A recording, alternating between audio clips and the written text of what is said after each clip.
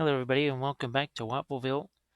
I'm going to do just something a little more relaxing here on this live stream. I've got classic Theoden here. Now, and I think it must have been a Twitch session. I was working on the new plastic one. We also have the new plastic mounted Theoden on Snowmane. Well, I thought we'd have some fun with ye old metal version right here. It weighs a ton by comparison. So what we'll do is we've got our usual kind of tree bark basing here that we've done for most of the Rohan stuff. Show you some of the other Rohan figures in a bit. We've got Reaper paints out here this time. That's another reason I just wanted to kind of chill here.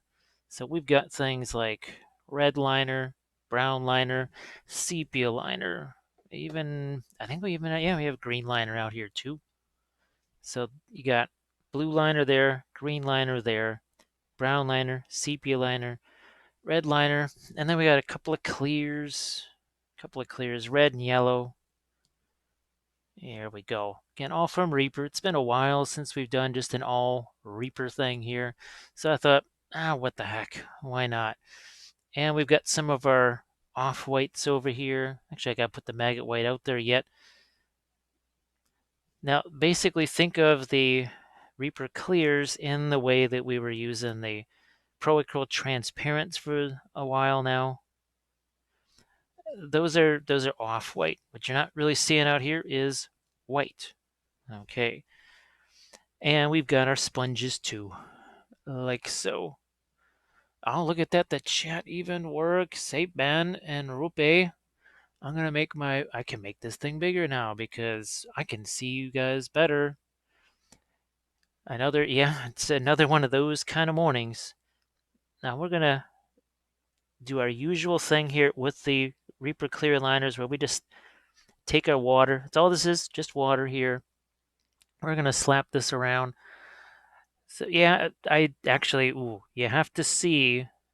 I did make a Facebook post about it earlier, but you guys have to see basically the homemade oil brushers that I just completed. Now I threw the video up there on Patreon a couple hours ago before I got on here, but man, that was pretty fun making those. I'll show you those in a second here. Actually, just let me slap this stuff on here. And now I'll show you the oil brushers. And speaking of Rohan, I'm going to be using those on a big old crowd of Rohan Cav. Hey, Jared, how's it going? They say hi to Trevor and Charity for me. Now you guys going to be doing another one of the Monday things. Oh, no, you're not. Never mind. Never mind. That was a different world. That was like so 10 days ago. Come on. Get with the program. Talking about oils here, right? Yeah, look at this. Look at that. See that? The whole heap and helping of these right here. Yeah, I made these. Just check out I was in the Adepticant or whatever. Basically just took some plastic jars, empty plastic jars. This one just got water in it. But I mixed my regular Winsor Newton oils with just the white spirits that you see me using all the time, and wow, magic happened. That was really cool. So let's start to get some more. You can see it right there. Even just wiping away that paint gave us a nice little variation there. So let's see. Now, haven't had time to check it out yet. It's not the longest video in the world actually. I think it's only about an hour and 20 minutes long. I mean, which for me that's practically a cartoon length right there. It's not terribly earth-shattering as far as how to make the things. I mean, no big deal. But you really get to see how that paint acts. Well, the different types. So I purposely chose like the cadmiums and the phthalos, things that were really different from each other. Now you can see I'm varying this. So say I'm going to dip into my red liner here. Dipping into this red liner. I'm just going to do this part of Snowmane right here. So then I can get in here with my sponge and do some of that takeaway. Let's go back into some blue liner over here. Get down in here. And Jared says, tying flies tonight. Huh. All right. Let's just.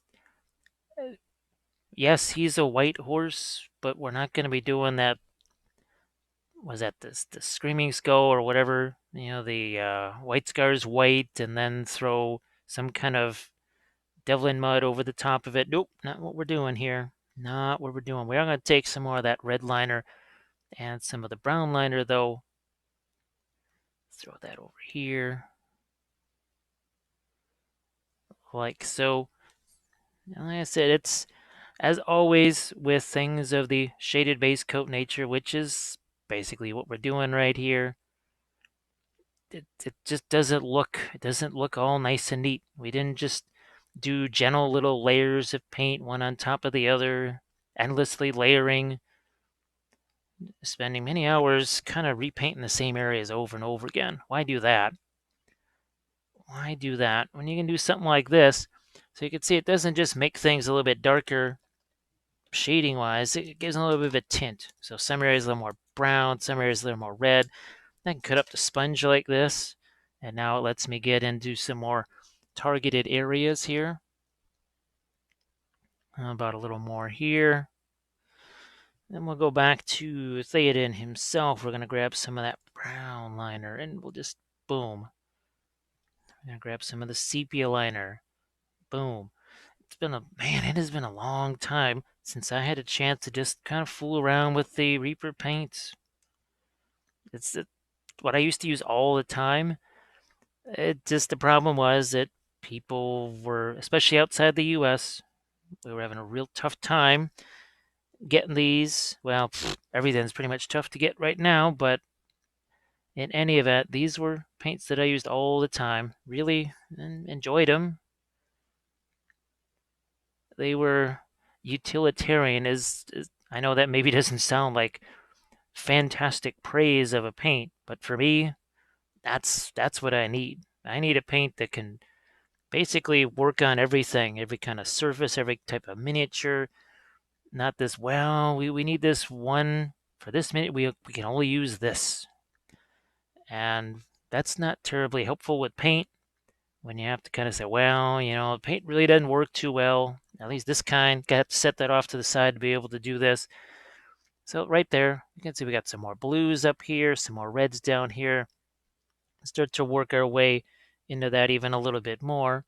And the other thing we're going to do is we'll be mixing those lighter colors. We'll be mixing those into here too. Well, yeah, no, yeah, well, you're actually not late. I am early because it is only 1:39 a.m. here. I just, I was hoping to get a little earlier start tonight just for me because with everything, with the Adepticon and all that kind of stuff, it just, the schedule has been wacky even for me. There's the kind of hours that I've been doing even makes me go, ooh, man, that's rough. So hopefully the goal is to get to bed before 6 o'clock in the morning tonight, I guess it is. Oh, what the heck? Let's do some dark down here by the hooves. Why not?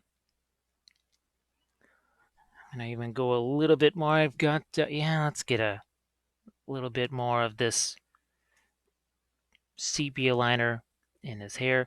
I was definitely happy about the oil paints though.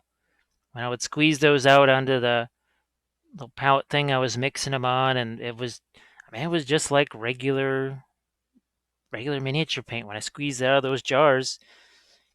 So I was happy as a clam. Oh, Brody is in the house.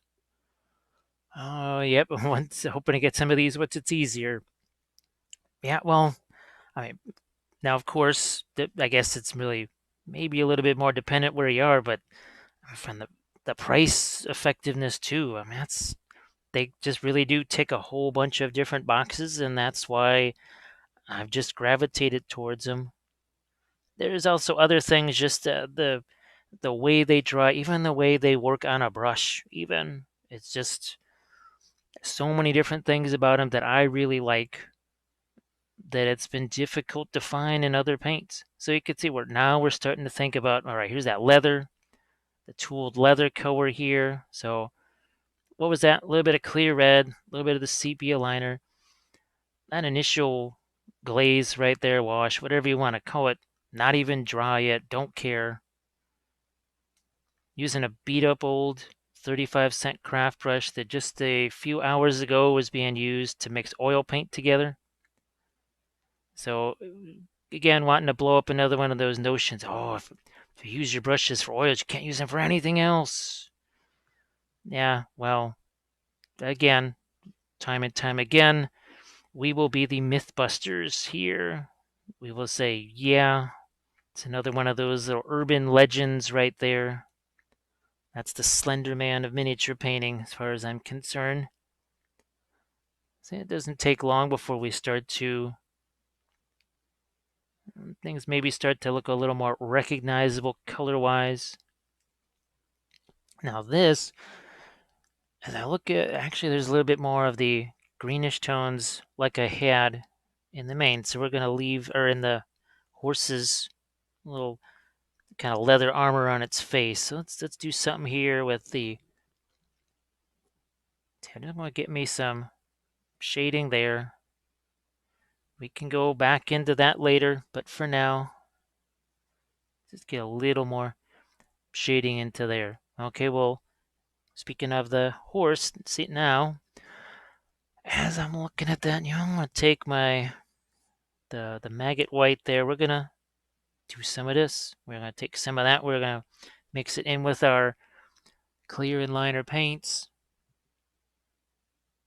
And now we work in a more opaque way. We've been going mostly at the start of this transparent. Now we start to go over the other way around. Going to go more opaque. Doesn't mean to say we're not going to do some more glazes later on. And if this mixes in with some of the original glazing and such, doesn't bother me any. I'm all good with that. We'll maybe throw in some fur texture on Snowmane here as well. Haven't really, I've done it on things like werewolves, or especially say 3D printed sculpts, because they have a tendency to not really have that sort of really tight texture on them. Tend to have more of a smooth skin type of a texture. So that's something that I would especially do on something that's 3D printed. And you can see all I got to do is dip right into all of that color that's already there. Heck, it's practically palette sludge already that we're mixing into this Maggot White here to get our lighter colors on Snowmane.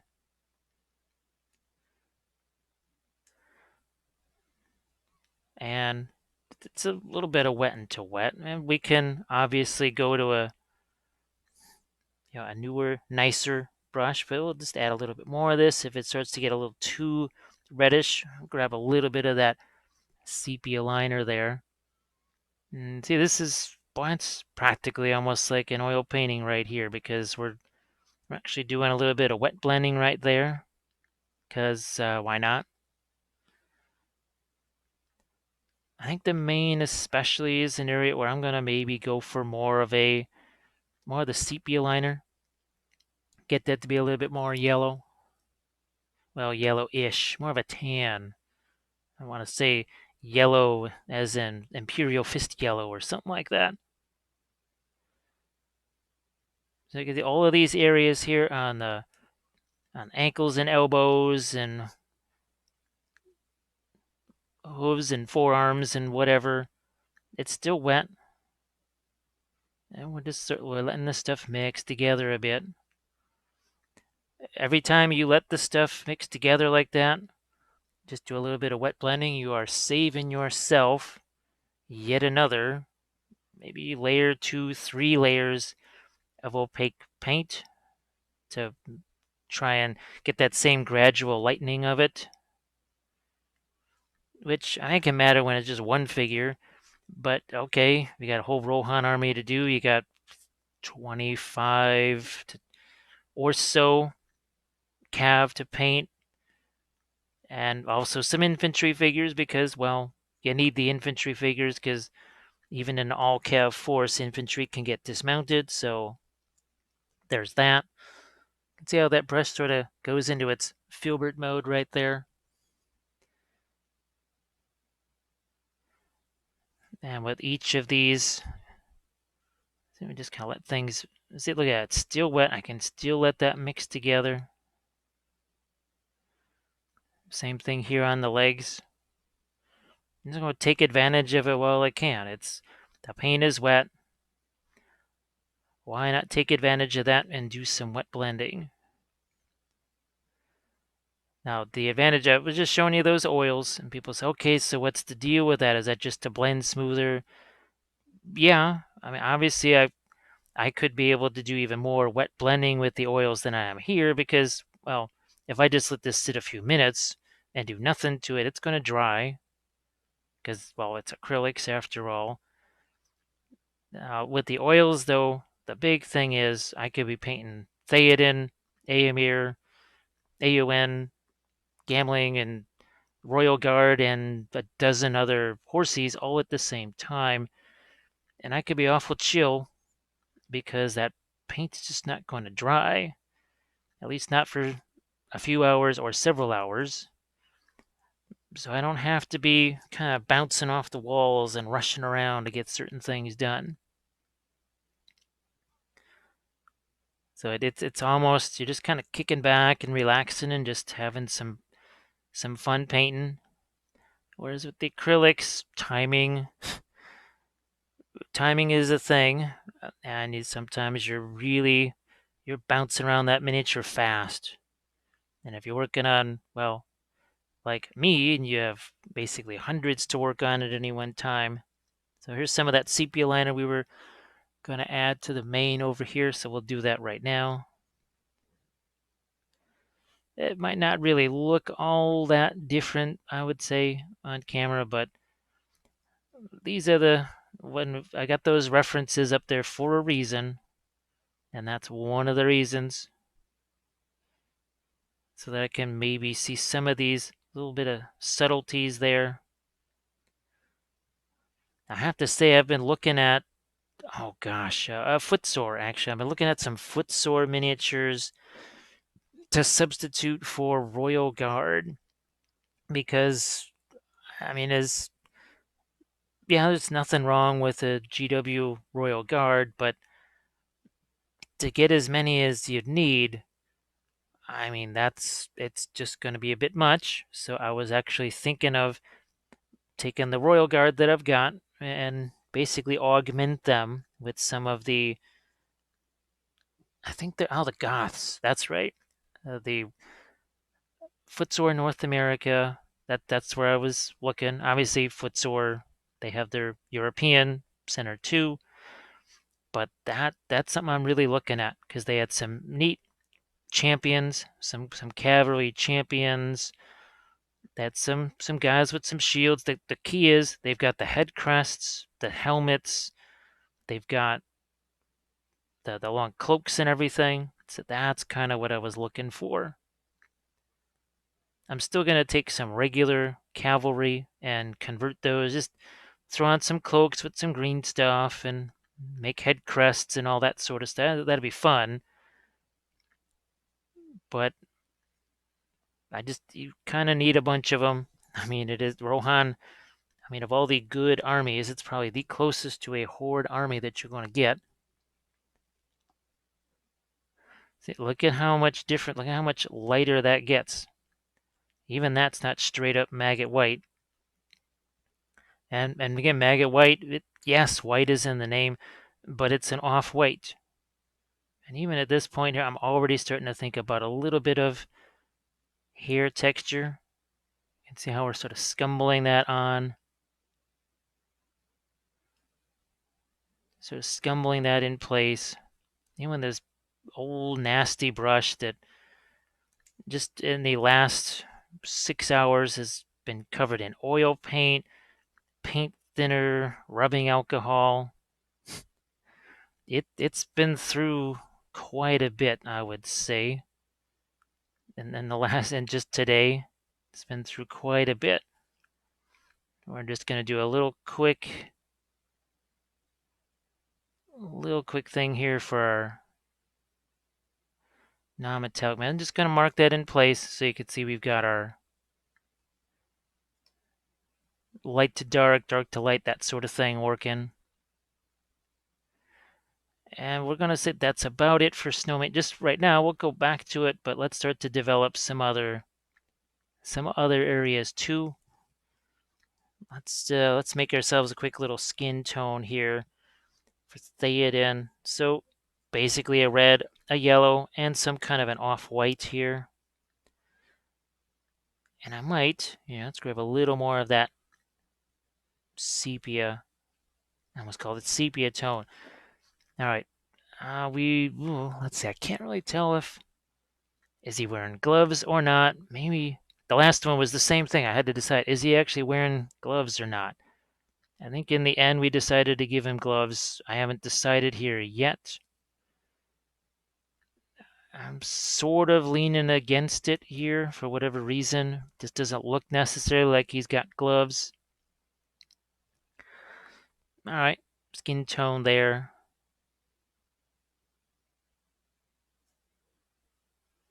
And I'm just gonna start to pick out some lighter tones here on things like the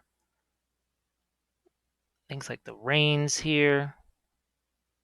Yeah, we'll be doing more stuff with that, but stirrups, bridles, all that kind of stuff. Just to start to think about it. Okay. I'm gonna go actually to our rocks here. Now, they're gonna be a lot of it's just gonna be covered up anyways by foliage. I got a bunch of different grass tufts I want to try. So this is just the brown liner here mixed with some of that maiden flesh. Again, another one of the off whites, but it's a warmer version of it, say, than your Maggot White. We'll just bring out. Not gonna go crazy here. I want this stone to be practically as light as Snowmane is. Oh, I'm gonna touch of yellow in that. Why not? Yeah, that's. I'm glad I did that. I know it's hard for you necessarily to see it. No, George is in the room. Oh, not much painting time lately, so well, hopefully this can be entertaining for you. I would still be doing the Twitch thing, but for whatever reason, and I just tried it earlier today. I don't know what's going on, but XSplit will not work with Twitch. And I've tried doing the OBS thing, and that has just not gone well at all. So I'll see when I can get back to doing the Twitch stuff. I mean, it's neither here nor there because we have this already. I'm thinking the time that I'm spending screwing around with OBS is time that I could actually just be on here doing this. So that's why we've got this going. I even brought that color back up into the horse there. So yeah, a little more yellow there. Rope, let's see. Man, that is starting to trigger some OCD symptoms. Didn't know I had. Oh man, this one's positively in perfect shape. I mean, oh yeah, look at that. See all that black junk in there? This has been used on several basing videos. So that's actually a bunch of sand and gravel paste that's stuck in there. So basically think glue and sand. And we've been painting with that brush for about 20 minutes now.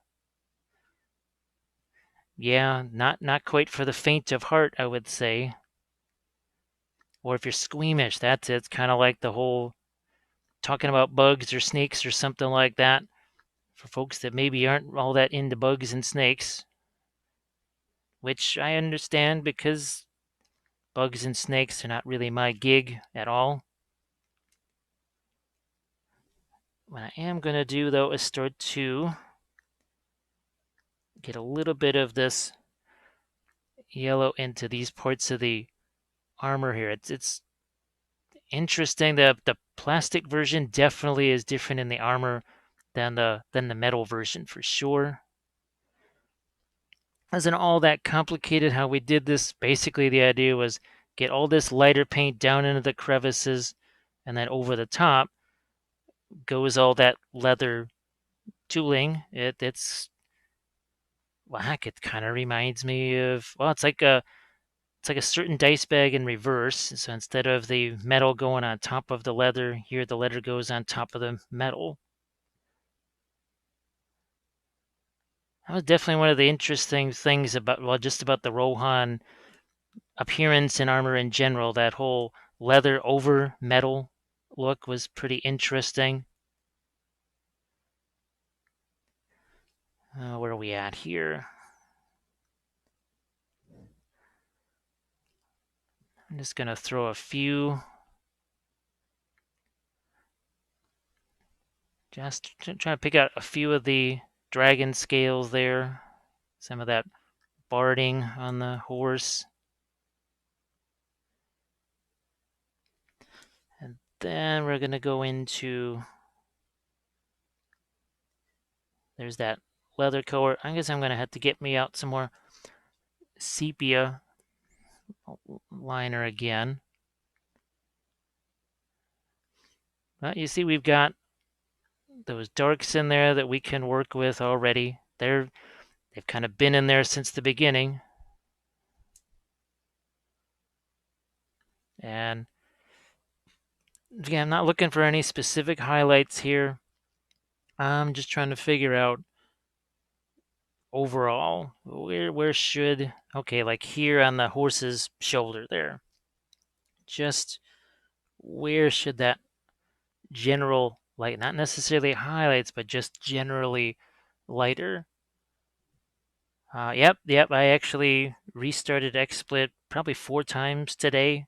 And well, here's the thing is that I went to uninstall because I thought, okay, I'll uninstall the XSplit, basically the app, the plugin. I'll uninstall the Twitch plugin for XSplit, which it won't let me do.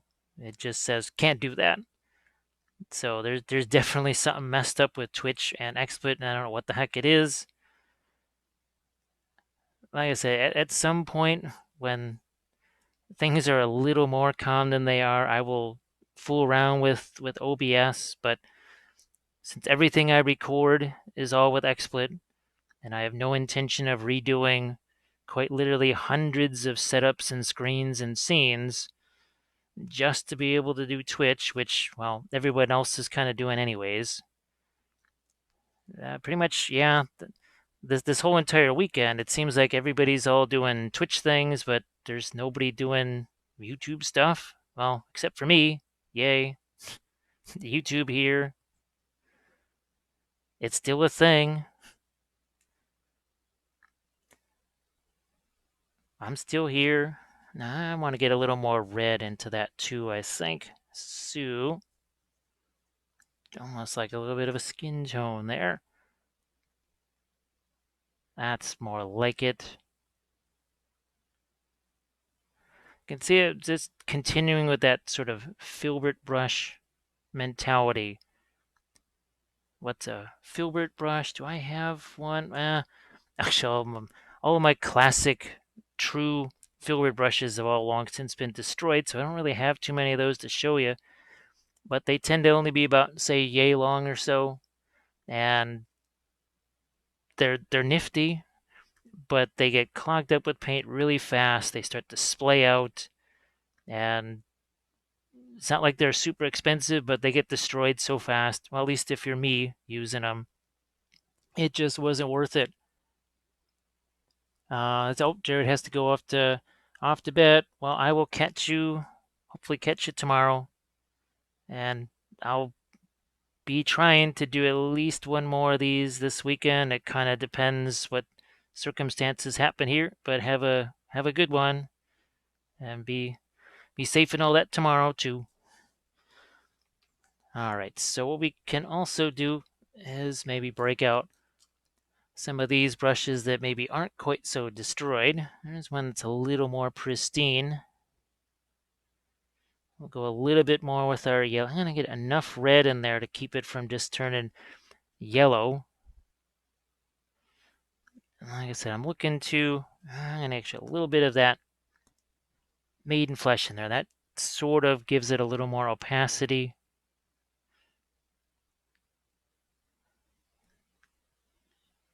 And again, all I'm looking to do, now here it actually is a little bit more of an actual gold, so we can go brighter there too. But remember, what we're doing here is we have to think the opposite of what you would normally do. What would you normally do? You would have the darkest color down in the recesses. With this armor, it's the opposite. It's the weirdest darn thing. Okay, so I will show you here. So that is what we're going to be doing right there. So you can see now. Obviously, it's a little bit clearer here. The plastic sculpt. It's a little bit easier to see some of those things that was going on. But what we will do is we're going to take some red liner and some brown liner. I'm going to get me some of that sepia liner back out here. So that's what we're talking about.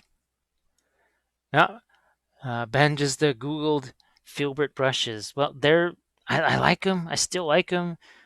They're really fun. Well, geez, especially for 2D art. I mean, that you live with Filbert Brushes doing 2D art. I mean, that is your brush that you're going to be using as a Filbert brush for almost 99% of the painting.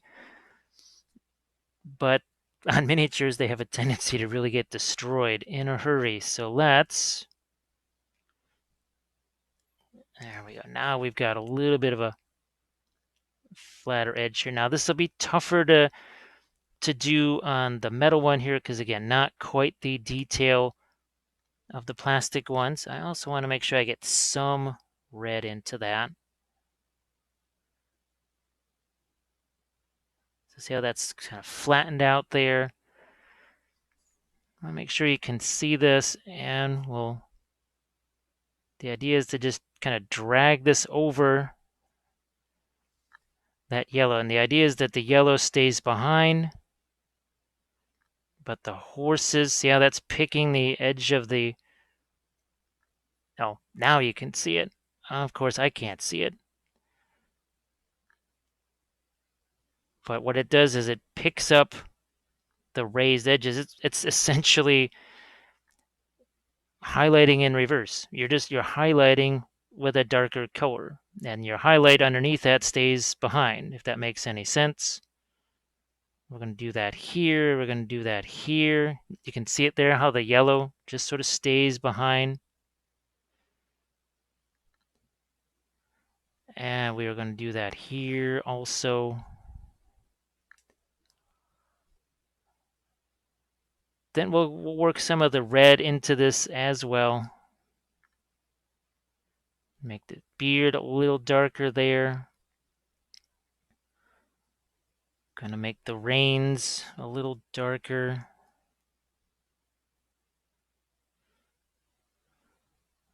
Where else are we gonna add some of this? Yeah, that's the sort of brown liner mix. And it doesn't say that I can't go back in later on with something like the clear yellow. So see what's happening right there? The yellow that's down in the recesses, that basically stays behind. Oh, Ben says that he has one and been trying to use it more. But it's hard to get the angles. Well, that's the miracle of these things, is that the bristles are a lot longer, which means you can get them into more places. That was a thing that would happen a lot with filberts. It would be really tough to actually get it into the right place. So see, there's the classic thing. Look at, whoops, be better up there. See how that yellow stayed behind? instead of me having to struggle trying to get all the yellow down in there, it just sort of, well, stayed there. So now we'll try and work in some of our reds here.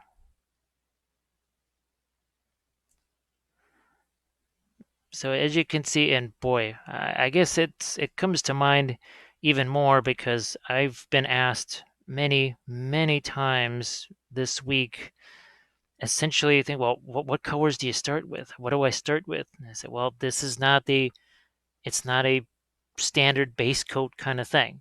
That's why it's called shaded base coat, because you can see we actually threw a bunch of shading down. Nowhere was the original of this red. We're putting the red in there now because of the red shirt that he was wearing. But we didn't throw that in there at the start. We're adding that now. We're going to add the red over here now too, that I remember goes across the armor here. You can't see that terribly well, but trust me, it's there.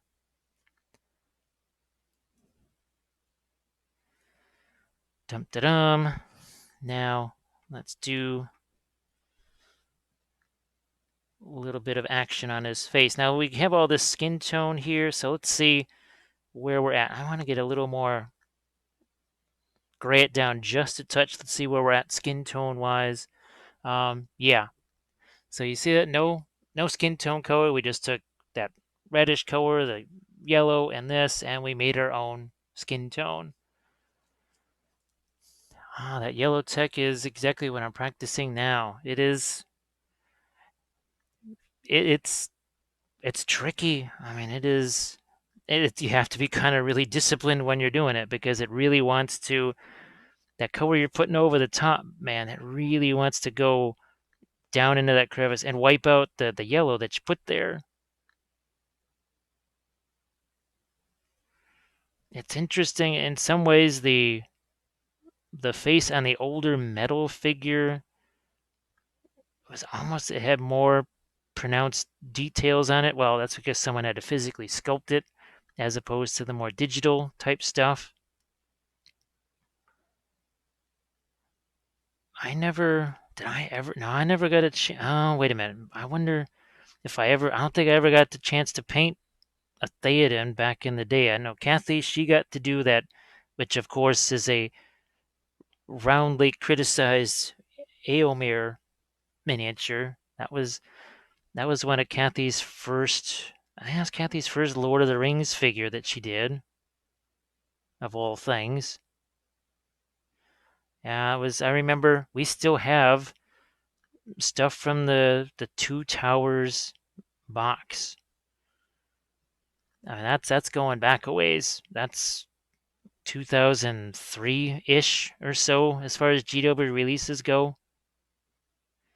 Yeah, we still have a bunch of those. Well, I have some of them because a lot of them have become chariot horses for my Harad chariots being converted from Tomb King's chariots.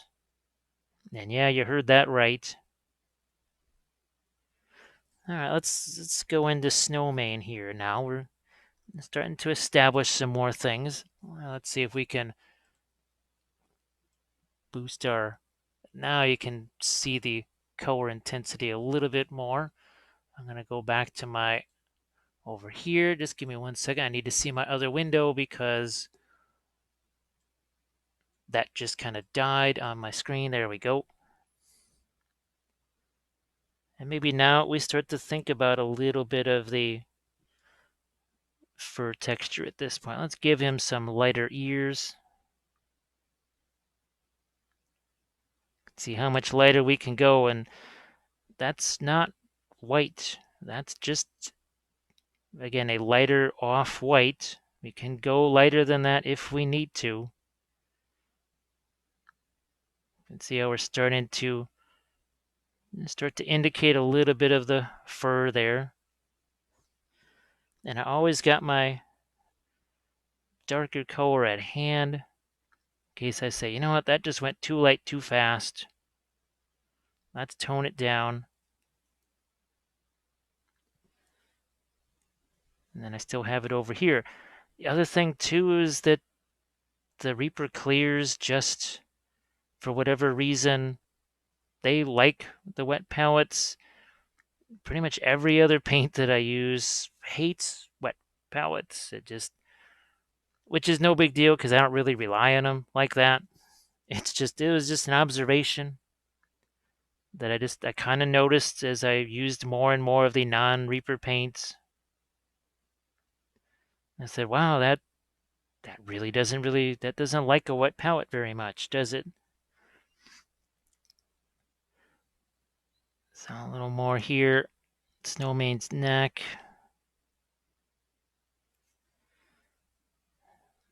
I've got some, I hope one of the horses that I've got, it's one of my Harad. I think I've already painted a couple of white horses for my Harad.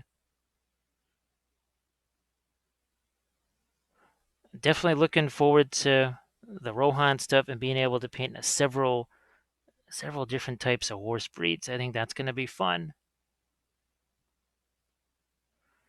So like I talked about, I'm going to get a little bit of this yellowish tint into the tail, into the mane. It's not really going to be all that visible. When people look at it, they won't say, "Oh, look at how yellow the mane is of the tail." It'll be lighter, and they'll say, "Oh, there's some that's more interesting color than just, oh, look, it's slightly lighter gray, or look, it's white with some Nuln Oil in it, or over the top of it, or whatever." Also gonna again work on some of the barding and other such things here.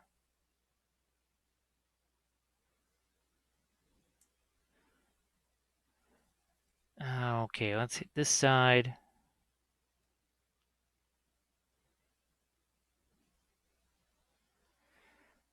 More on here. And then let's go back to our lighter colors again on Snowman, because it's good to know just how light is light going to be.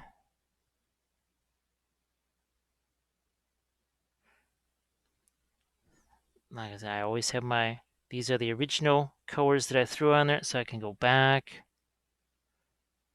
tone down something where I say, oh, that got just too light. There's also going to be a bit of me kind of getting reacquainted with the Reaper clear and liner paints because it's been a while.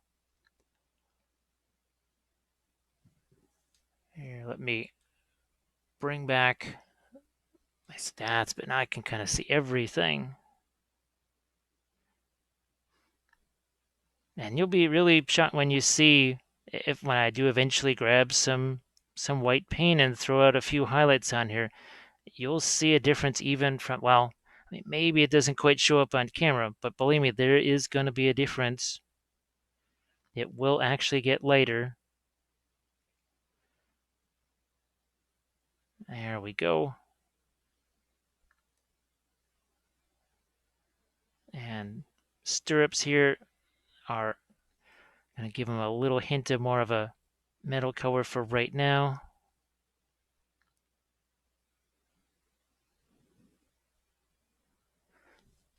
Going to go back to see what more we can add here. Skin tone wise, I think we're pretty well set there. I am going to look and see what I can do for maybe some stuff here on the leather barding. Now I'm going to get me more of the yellow in there. That's too reddish. So a little sepia liner in there. I think that's going to, yeah, kick it back a little bit from the red. And then what we can do is we can go back in with some darker colors and sort of revitalize some of those shadow tones in between these leather sections.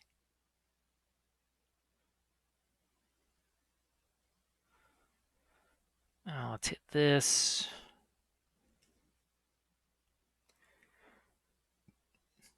Back over here. haven't really been able to figure out necessarily what Snowmane's his little head armor here was like. It just seems to be kind of on the darker side and relatively cool in color. Maybe at a certain point I'm able to find a somewhat better reference to that.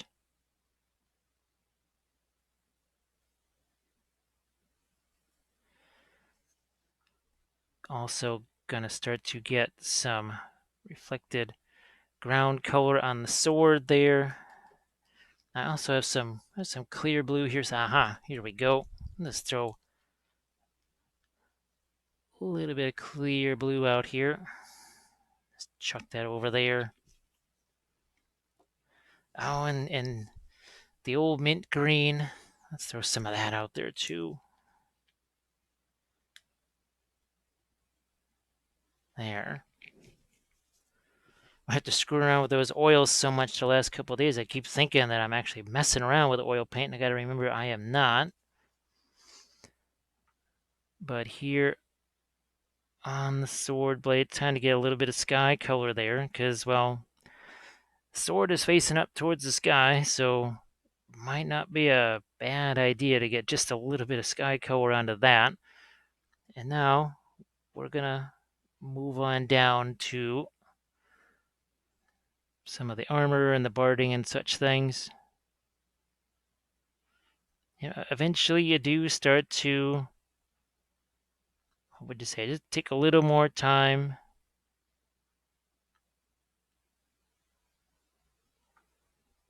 Start to be a little more direct with things. And if I feel like that's a little bit too on the bluish side or whatever, plenty of my other colors here that I can tone that down with. But you can see even a very inexpensive 30 some odd cent craft brush can still do some nifty things with it. And there'll be some glazes going over the top of this too. Seem to remember most of the recent, I'll answer your question in a second there, George. Most of the recent video, well, not just the transparents and such from Pro Acryl, but lots of the contrast paints too. Oh, and Doris says, which of the acrylics using more? Oh, well, it ends up being the Pro Acryls just because more people were able to get those.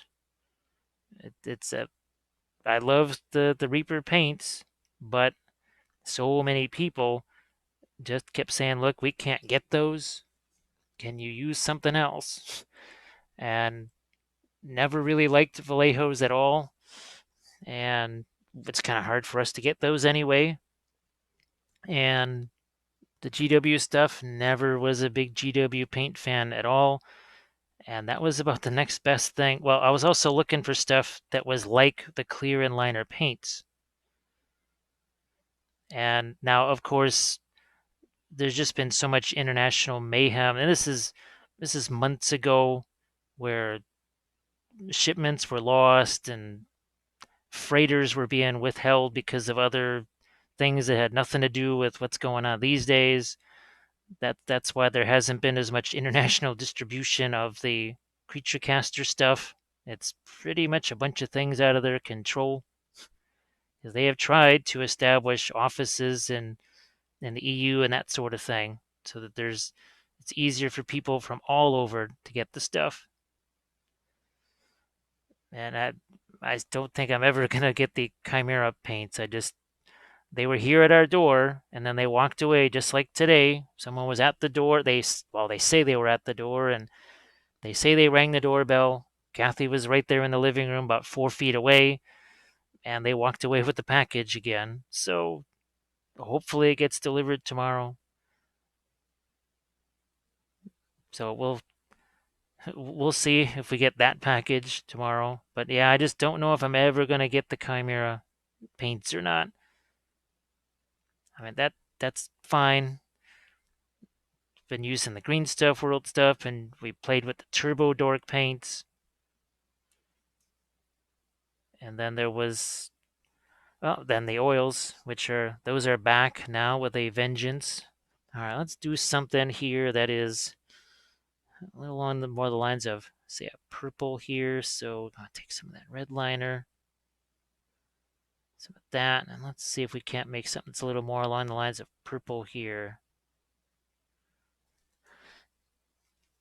That is going to go here. Let's get that a touch lighter. So we don't want just a dead gray there. I want something that has a little bit of color. So see, we have sort of a light, dark, and then light again. The idea is to at least create this suggestion of light being reflected there. I'll do the same on this side.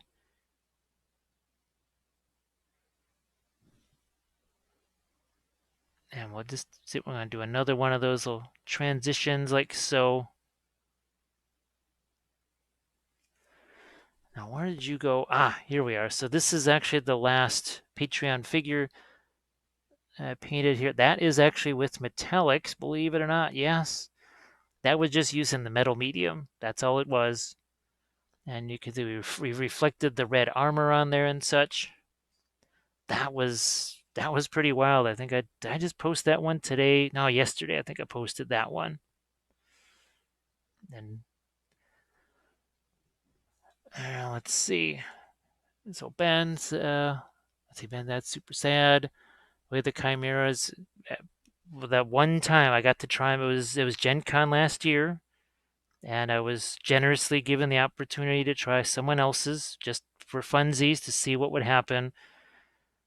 And they were nifty. It was the original. What is it? There's 18 containers right in the box. Oh well, here's the other thing too. They were going to be at Adepticon, and obviously we were going to be at Adepticon. So there could have been a hookup there, I'm pretty sure. So pretty much any possible way to prevent that particular exchange from happening, the universe is just telling me something I don't know. It's like you are destined never to have those or use those, which is a bummer because I would like to have those and use those. I just don't know how in the world that's ever going to happen. Oh, let's see. I'm going to go even more, a little further away from the blue there, or the blue-ish coat. And look at that nice little filbert thing. That's that brand new brush that had that nice pointy edge on it. And all of a sudden, look at that. Now we're using a whole filbert edge. Let's do that over here too.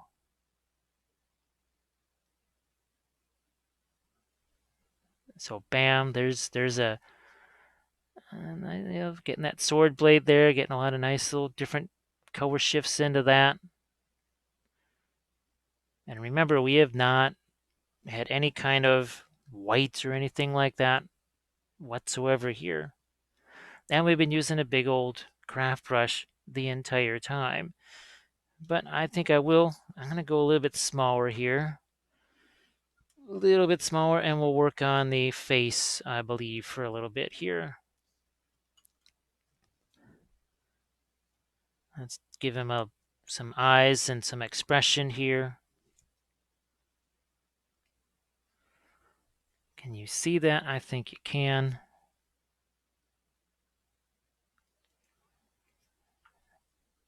Oh, it was actually that dark sword figure. That's Jaime Lannister, that one. And we were having the discussion about how for a right-hander, the left eye is always a real challenge to do. So you can see I've got here's some green over here. That's that green liner. And I'm just mixing that into some of my skin tones here because, well, it has to be more than just skin color on that, or the pink skin. We got to get a little bit more here. Got to get some greenish tones on him, and that's going to help. We're going to put those over his eyes here. Even a bit on his forehead there. It's not the only place we're going to use this. We're also going to use that over here on Snowmane's, well, for lack of a better, well, face mask, helmet, whatever you want to call it, his armor. Going to throw a little bit of that elsewhere. I'm even going to let some work its way onto my leathers here. Yes, the reddish brown leather is getting some greenish midtones on it. And it looks so light there, and on the palette it looks really, really dark, and it's all about context. That's why we don't prime the whole thing black and then just paint one small area. So I work on the whole thing. 14, but you could even just use 5. They're made to mix. That was the thing. Well, let's see. What are some of there's like a medium, right? There was a couple of specialty things that weren't necessarily just paint, right, in that box. There was trying to think what some of the nifty colors were in that. That was a long time ago. Yeah, I think it was maybe probably day 2 at Gen Con or something like that we got a chance to play with those.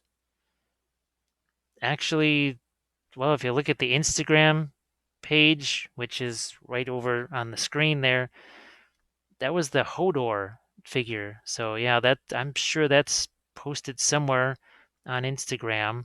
That Hodor figure that we messed around with. Let's go back to the face again here.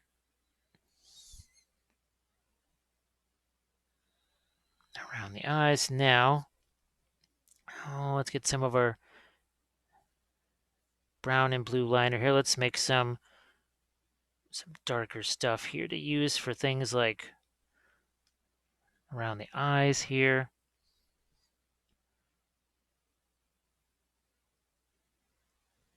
Like so.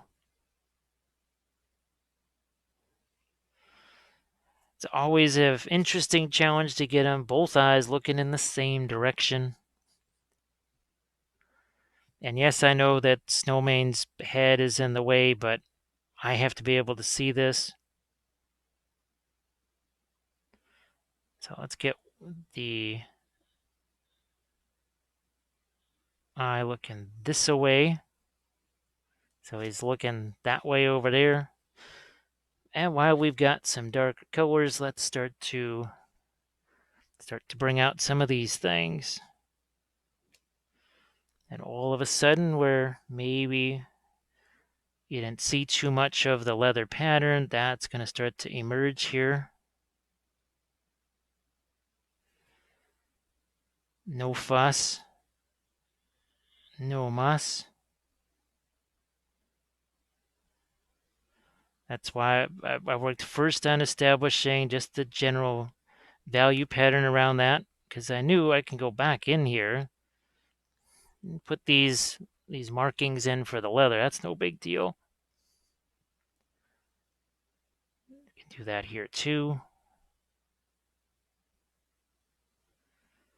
So as far as my own homemade oil brushers, I think I made 19. There's one more jar that I still have to make, but that was, as I mentioned in the post, it was supposed to be for Adepticon for my oil painting class. Now, the class video that I was going to make, well, that's going to end up being obviously a Patreon video. Well, probably more than one now. So when you sign up to that Patreon page and let's say you do the Army Painter level, now, geez, after this month, it's going to be more like 400 hours worth of videos, which you now have ample time to watch. And among the Army Painting series, I'm on 17 right now. There's 4 Lord of the Rings. You got Rohan, and I'll show you those in a little bit here, maybe when I try and get me something to drink. But you got the Rohan, you got my Easterlings, Army of the Dead, Harad, Morgul Knights. Yeah, we're actually more like on 5, I think, because work shall begin very soon on my Dol Amroth Knights. That's going to be really fun army to be working on. Lots of freehand on that one. And then, of course, the dark sword figures like the one I just showed you there. And there's some oils on the dark sword figures too. I think they were kind of restoring some of those darks now.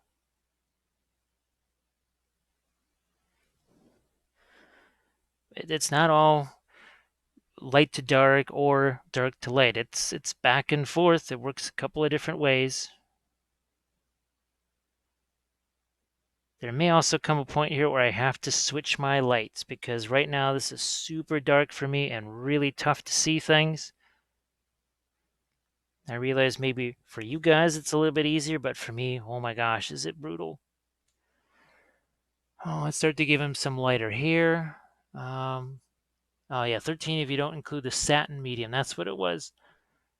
They dry super matte. Yeah, that's supposed to, well, even the creature caster stuff, that's kind of their thing is that they dry super matte, which is interesting because the Reaper paints do the same thing. They always have, especially the clear and liner paints. They dry very, very matte. That's one reason why I've always really liked those so much.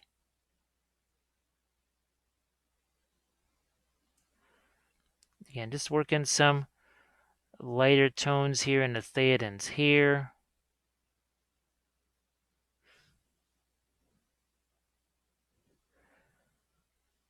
In some cases here, I can maybe start to go back and try and work on some of those golds. I'm going to look at the armor that is, okay, so that is still, I think there's a little bit of goldish trim on the edge of the armor here on these plates underneath the shoulder. I'm just going to say there are. Not quite sure if that's actually the case or not, but matte is great until you try and do a skin tone. I guess because I'm always mixing so many different colors into my skin tone, I wonder if you just don't see the matteness. Is that a word? I don't know if that's a word. I just made it up because I can. Here, let's get around little horsey's heads back here. I'm going to go back here. Let's get some of that into some of the hair color here. And no, I want some more, need some more yellow into that. That was getting to be a little bit too close to the skin color there.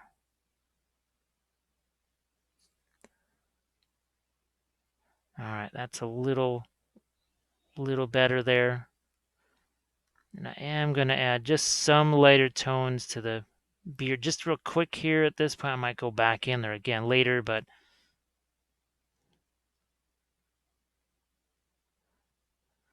not quite sure what sort of designs here on this. I may just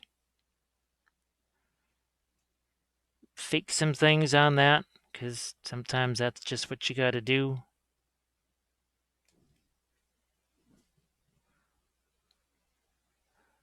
I'm going to again restore some of the gold that's down in the recesses.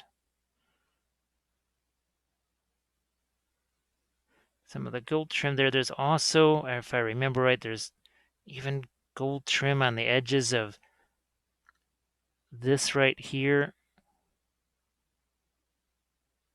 And if you can't see it, I apologize for that.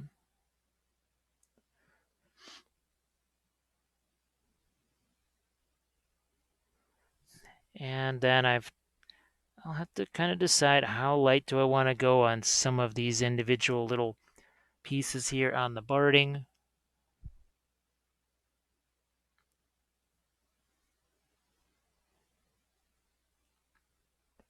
And it's pretty much easier just to go with the, just going to throw in some lighter colors here and then go back in and essentially just draw it in afterwards, because it was just kind of a nightmare of trying to file that down.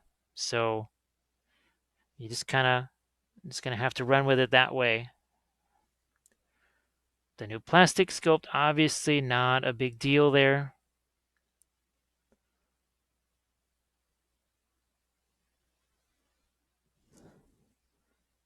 Let's get a little more of that sepia liner. That's better.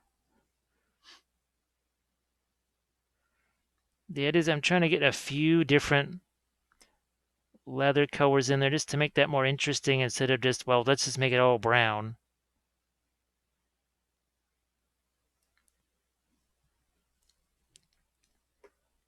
Now I'm also going to take this brush here, and the idea is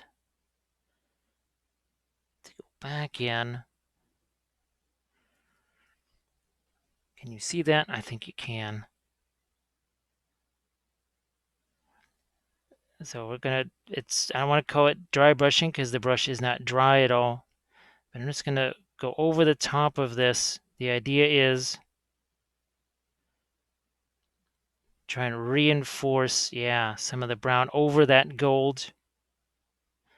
That is good. Got to do that here too. And now for just some glazes here, we're gonna take that.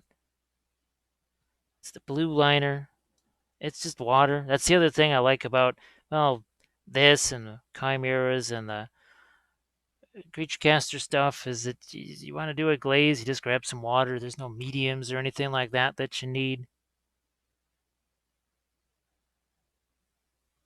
And you can see how that instantly transforms the barding there. Like I said, we're going to be working both ways. We'll work dark to light, back and forth.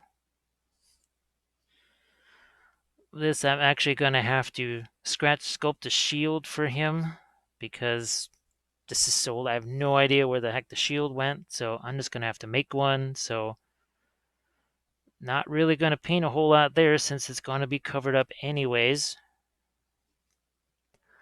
This side's a little bit different here. So again, just throwing down a quick little glaze there.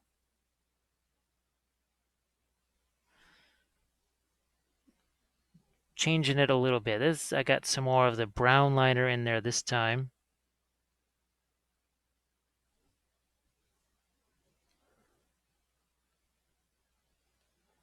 And then I'm going to hit the boots with a little bit of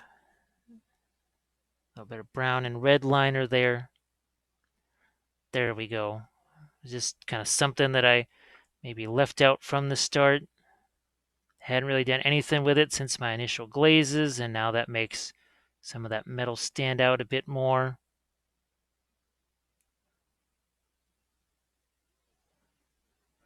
I'm also going to just throw a quick little glaze over that red over there. Then back into that sky blue-ish color. Now let me see if it has one laying around. Yeah, I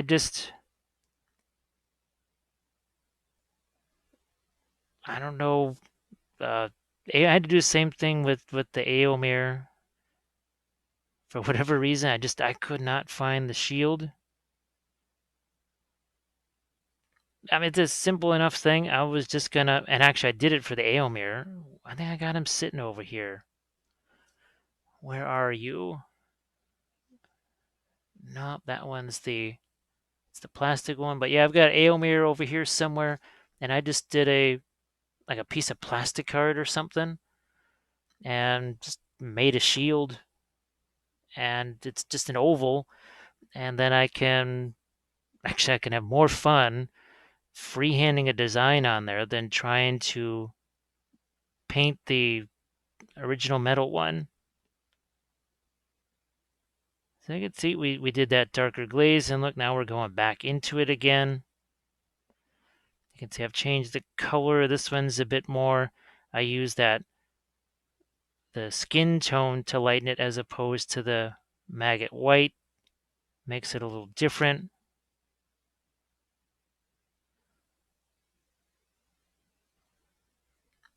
Like that. Here, let's hit a few of these too.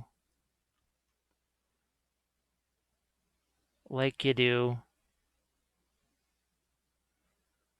And then I'm going to do a similar thing with the leather. So this is actually some of that purple that we used on the sword, believe it or not.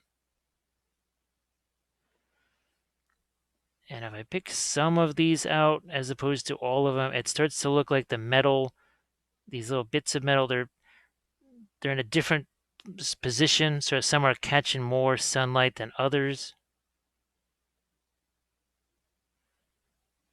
They don't necessarily all line up in a row, especially at the bottom of some horse barding like that. It's going to get a little off kilter.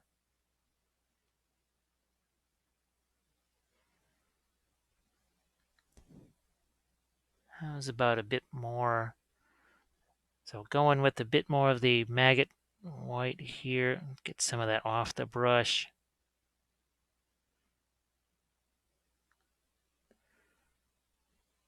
And I can only see, like I said, I'm going to have to eventually turn my regular lights on to be able to actually see what I am doing here.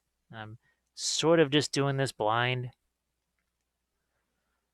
I know it looks light on the screen, but I guess keep in mind that I am looking through a magnifier here. And normally there's a light turned on, so there's a light in between me and the figure, which is fantastic for me to paint by. It is really horrible to try and film by. I can manage it easier when I'm filming because I can kind of stop for a second and play around with the brightness or darkness or something like that. In a live session, not so much. Not so much in a live session. Pick out some more of these guys.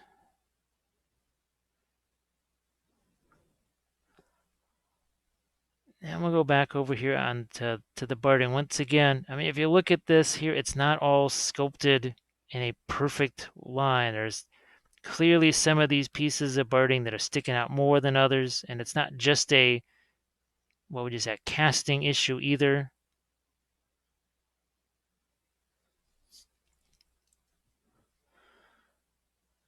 I am going to try and get the bit of orange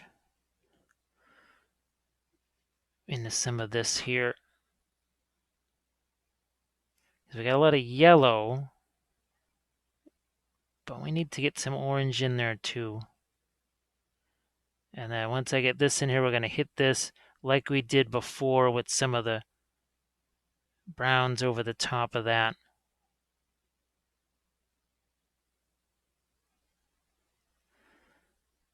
We're going to even reflect a little bit of the gold color onto the sword blade.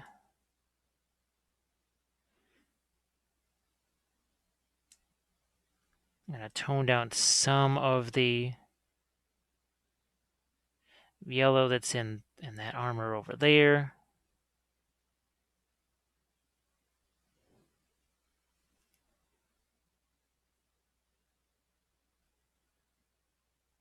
Well, it's even a little bit hard for me to see where some of the, basically where the armor ends and his hair begins. Let's see if I can't get a little lighter color here with the reds.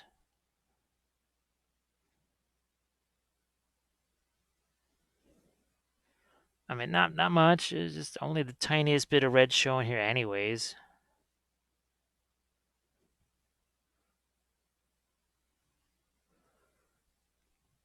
Let's get his other, like there.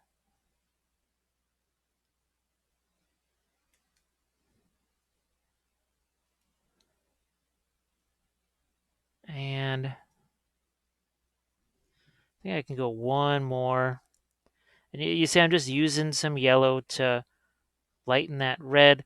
If you use white, it's just going to turn pink. It'll get chalky, all those kind of things. I don't know how many times people say, oh man, I'm trying to highlight red and it either turns pink or chalky or whatever. And I say, well, did you use yellow to lighten it? Like I said, and they'll say, no, I was using white. I said, well, that's your problem there. You're just going to have to not be using white to highlight your red. Speaking of red, I'm just going to sneak a little bit of red into the armor over there. I'm going to sneak a little bit of red into the armor over here. Yeah, that's just the leather barding on Snowmane.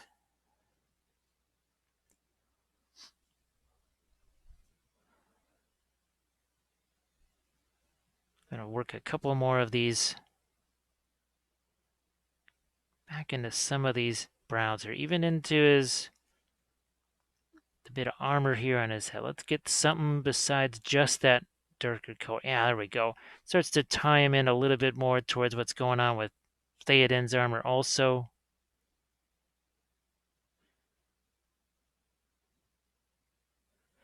Now, speaking of that darker stuff, we'll do that now. So that's mostly just the brown liner there.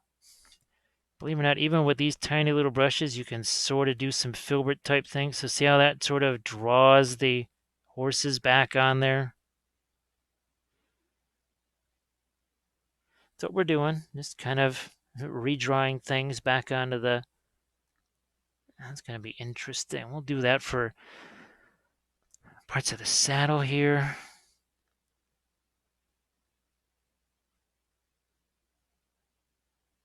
Let's do some reflections on the armor there.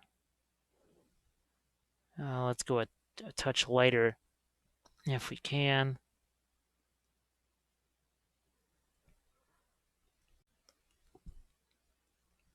Can you see? It's kind of blocked by the saddle, unfortunately. Just working on some things like his belt and trying to work in some more colors here. The leather barding on Snowmane there.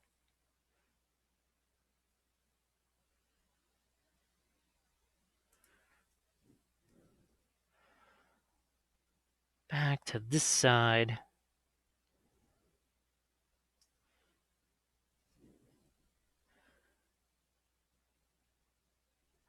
I'm gonna get me some. Let's get some touch of gold-ish type things happening there.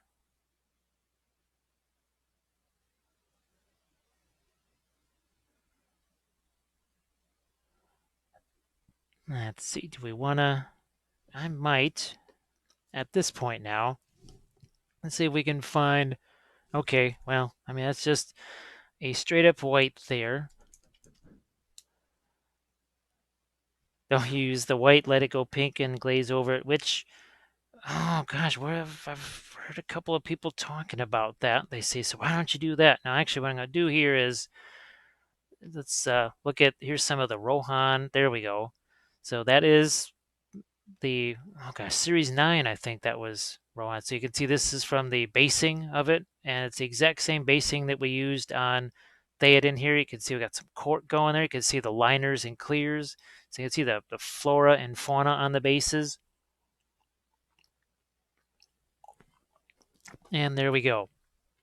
So I just wanted you to see that while I was getting me a little drink of something there. Hopefully I'll have some time to just play around with some of the foliage things too. So we added a bit of white to the palette. And let's see if we can't do a little bit of lighter fur on Snowmane here. Yeah, I'm going to actually bring down the brightness just a touch, and then I think you might be able to see it a little easier.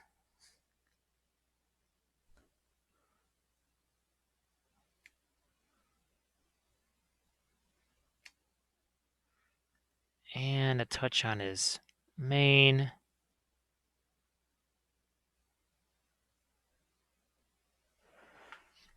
The whole idea here, again, we're just painting kind of Theoden in isolation, but the whole point of this sort of approach is so that you can be working on all those other Rohan warriors all at the same time, so that you, let's say you get interrupted or whatever, you can't come back to it for a couple of weeks. You're not just kind of stuck in the middle of layering just leather on stuff.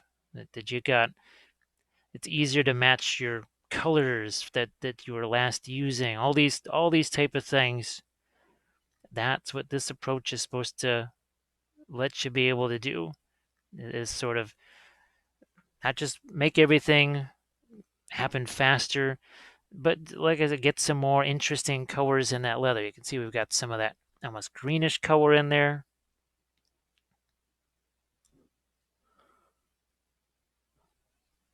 I just want to make sure you could see that.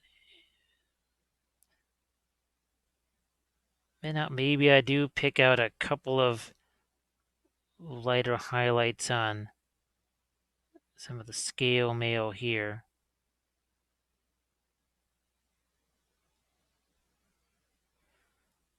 And especially over here.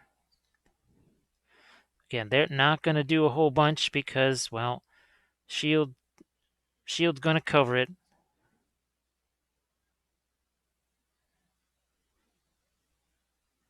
Now over on this side, and we'll also do some things with the sword blade.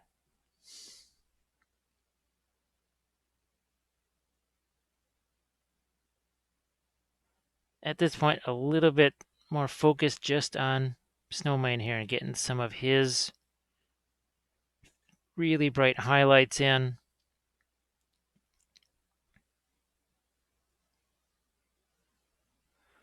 Sneaking in a little bit of hair texture here and there.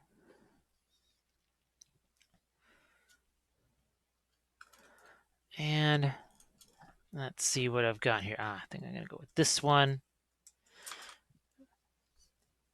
I will redraw some of the lost pattern where the basically the file had to destroy it here.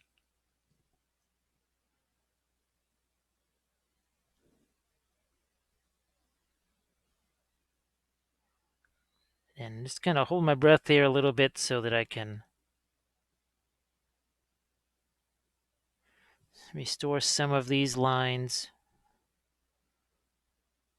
And yes, that is something that the clear liner paints do very well. It's not, I've actually had people say, so is that all the liner is for drawing lines? Well, no. It's one of those things where paints get sometimes very unfortunate names that have absolutely nothing to do with what they actually do. It's just someone had to come up with a name for it, so that's the name they get. And it's the most unfortunate name, just like the clear paints, because the Reaper clears, you can see they are not really clear.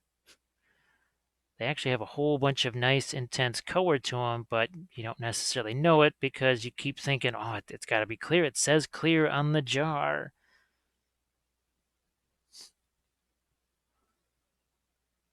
But unfortunately, not the case.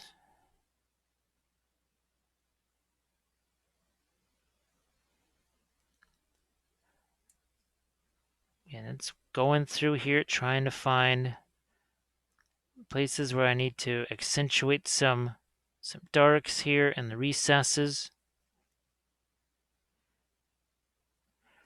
I see we actually have to give Snowmane some teeth here, so we can do that. Just a little bit of the maiden flesh mixed with some of our tan.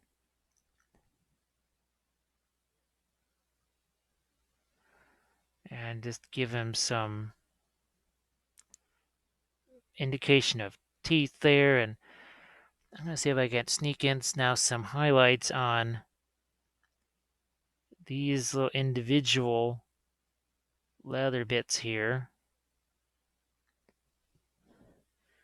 Been waiting a while to do that. Don't want to get into those too soon for sure, because remember how back and forth we worked on those. You don't want to be wasting time putting highlights on things like that only to destroy that later. Also, now I know how bright can I go with those, because I don't want the leather looking like metal.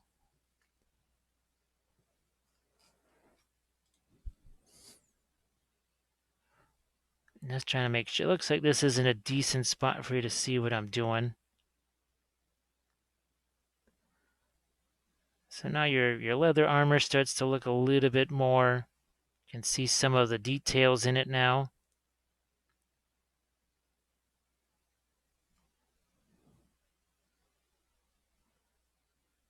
Yeah, just thinking about these top edges here, trying to get some highlights on those.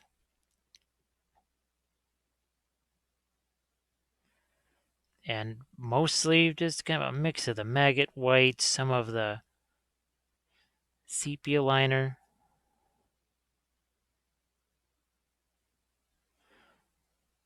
Now up here, as we get closer to this, the upper reaches of this, well then maybe I do take a slightly lighter color and just hit a few spots. So you've got that. Now when we turn over this way and you say, well, we don't have it over here, you can see the difference, even just that little bit made. Didn't take much.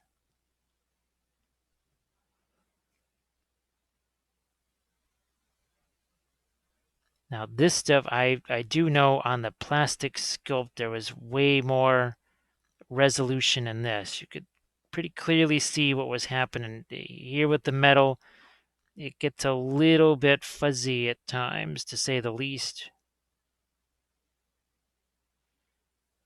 Like right in there, I don't know if there's a mold line running through that or just whatever happened in the casting process that made it kind of funky.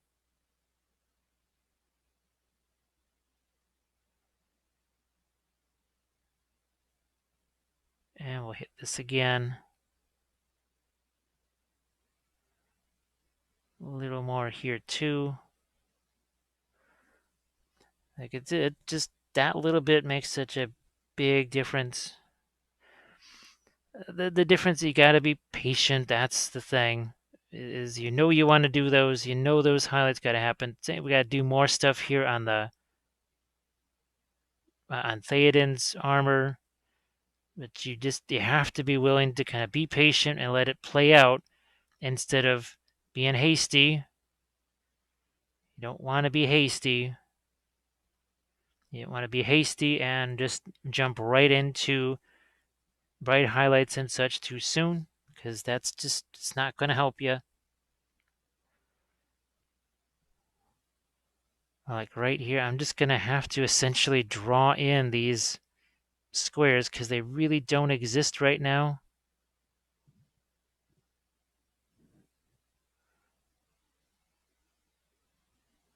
And then this is one area where we sort of have to kind of paint the detail in because it's not actually there.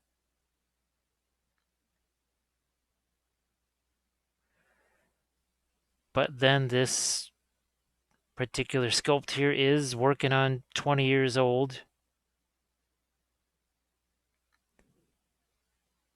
I mean, a lot of, well, there's other miniatures I know that after 20 years still hold up okay. This one, it's, especially when you see the newer version of it. Let's see, what else do I have? The new Saruman and Grima. I've got those. I'll link it to some of the other Rohan stuff, like the Erkenbrand. I also have Erkenbrand on horseback too. I think he was actually one that I was going to do next as far as Rohan tutorials, but I just thought, well, let's see if we can't do some Theoden here. So I'm going to work on some hair, some things on the sword.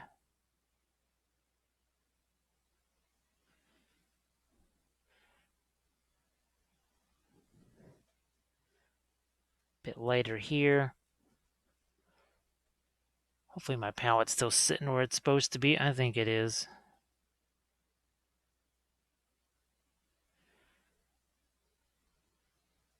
going to just get a few lighter points on the sword. We'll also work on the sword blade itself. Been kind of dancing around that.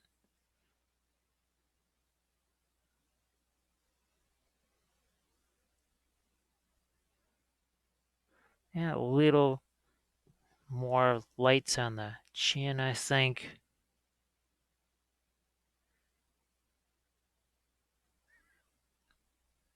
I keep going back and forth on that. I think I just want to have that. That needs to be a little bit lighter. I think that's the gold stuff that's underneath the leather working. And now we'll go the other way. Now we're going to make this even a bit lighter in a few spots. We've sort of been making it darker and darker, that underlying gold. We're just going to go in the opposite direction here. Especially on his chest, I think, is a good place to have some lighter areas.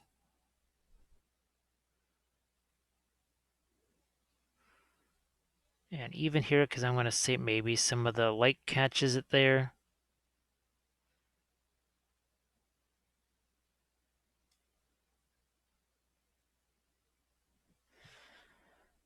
Oh, let's do some orange stuff here. And let's take some of that red liner. We'll mix it with some of the clear yellow. In some ways, that almost gives you a bit of a reddish version of the sepia liner. Yeah, see, we just needed to.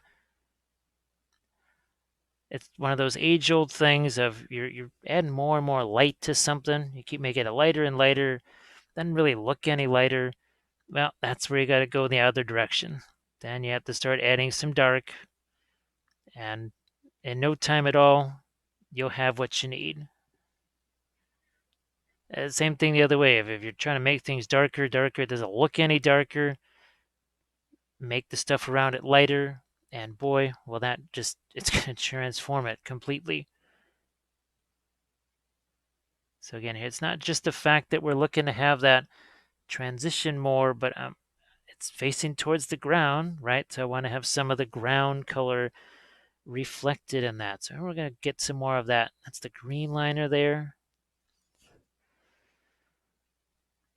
And I'm working some of that here into the leathers. I'm working some of that here into his barding, or his armor, sorry.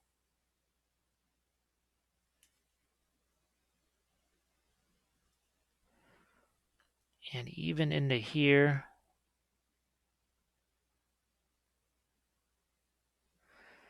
And boy, it's weird working with the Reaper paints again. It has been a while, and there's the differences are very subtle, but there's definitely differences. Now, of course, the chief difference is that the Pro Acrylic paints, they're just made to cover like crazy. I mean, they're really made to just cover. And your clear liners, well, it's the opposite there. They're more like the transparents in the Pro Acrylic line as far as that's concerned. You know what? I actually need to get a little bit of this greenish color there on his shoulder pad because they're facing towards the sky. So we'll do that.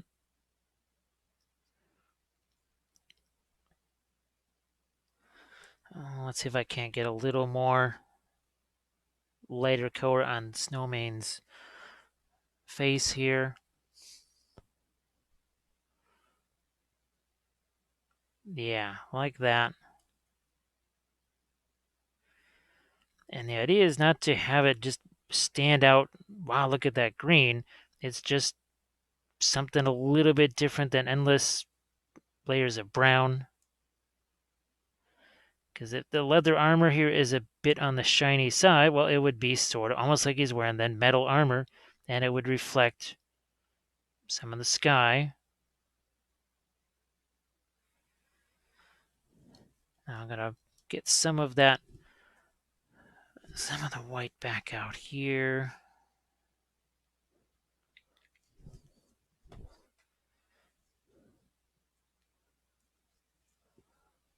We'll see what kind of really bright things we can do on our sword here, especially there, right along that center line. But you can see it's not the same all the way across it. It's broken up a little bit. Oh, let's give him an edge on his sword over here.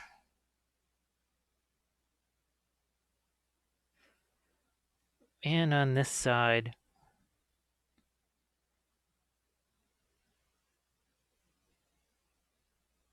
that helps a lot.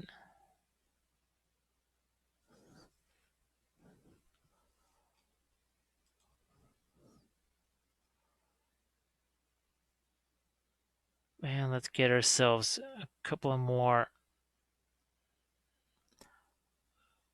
highlights into there.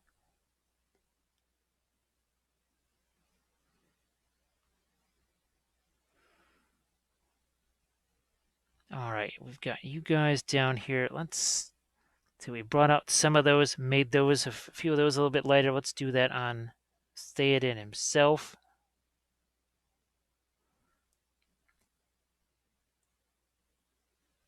Like that.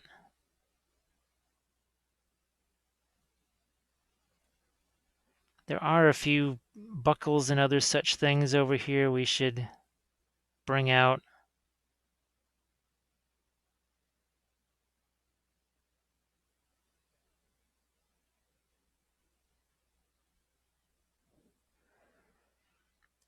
Oh, even his stirrups too, we should do that.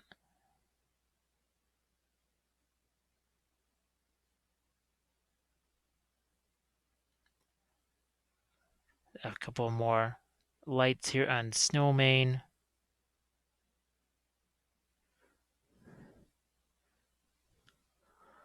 And also, speaking of horses that are white, I've got the new Gandalf on Shadowfax, so that would be another interesting thing. Well, there's going to be a lot of white, so that could be a challenge to film because, well, unfortunately, pretty much no matter how you light things, white just wants to get all burned out when you try and film it because the camera wants lights on, except the camera hates lights. So it's this weird sort of dichotomy.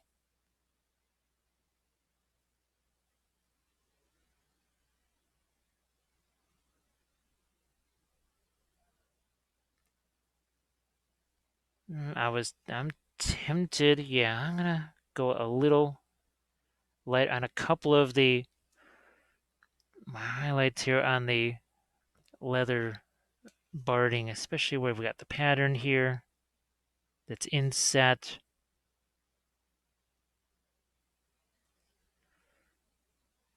And a couple of the diamonds over here too.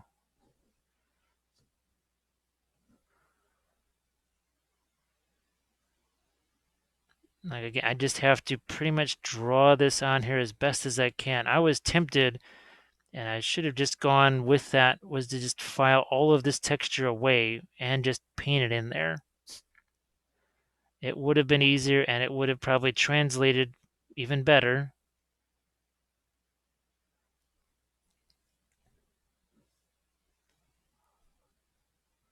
Here, let's get an edge on bridle there. Let's get some brown onto this. So there's our brown liner, some of the sepia liner.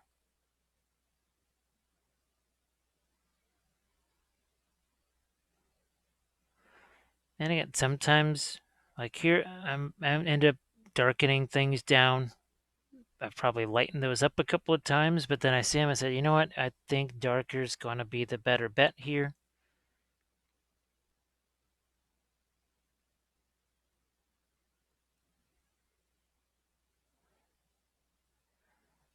Let's see, where else can I'm actually going to, this is something I was thinking about doing. I take the blue and the brown together. That's going to make a really dark color because, well, blue and brown together, those are going to get you a nice black.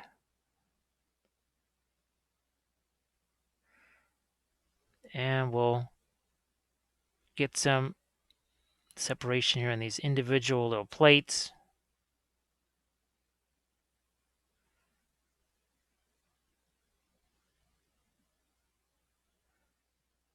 And here too. Now you can spend hours more on this. You could have said it was a lot of folks would have said, well, yeah, that's good enough for me an hour and a half ago. Well, that's fine. You don't have to keep going on if it meets what you the purposes you've got for it. Yeah, let's get ourselves a bit more right there. Let's go another bit of dark right in here and in there too.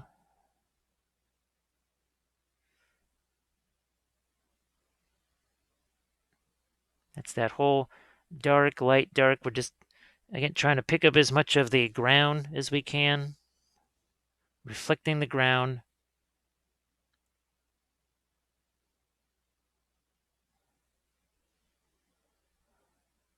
And I think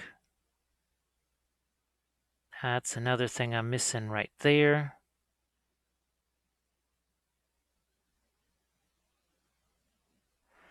I still can go either way, whether or not he should actually be wearing gloves or not.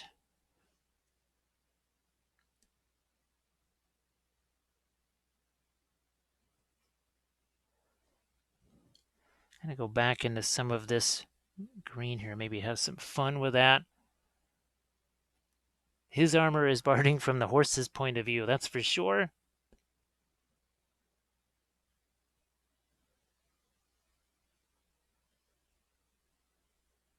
Yeah, that whole Rohan armor regime, that's just really, it is kind of fascinating. I don't know if I've actually had a chance to paint any of the Rohan Cav yet. Now, I did obviously the infantry series, but I don't think I've actually had a chance to paint a single one. They're all prepped. They're all prepped, ready to go. But those are ones that I'm going to paint with oils, or at least a good part of them.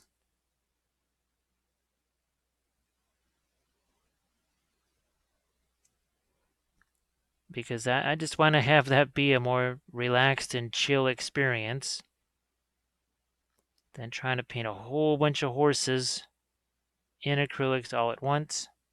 So again, a little bit of dark there to magnify. Let's get some dark on that too. I'm going to go back in here with some of my, again, that's the clear yellow.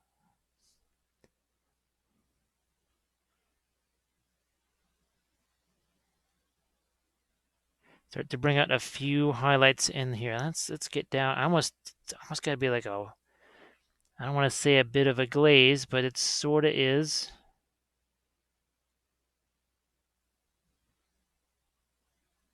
Bring out a few. There we go. Some of those, and now here we got our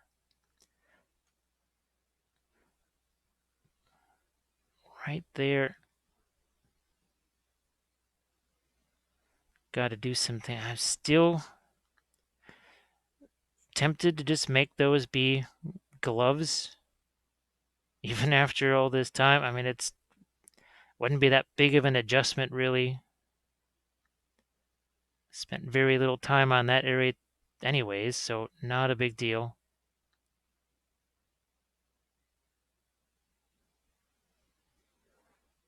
And I think here is another area where I go back into my, that sort of a greenish color there.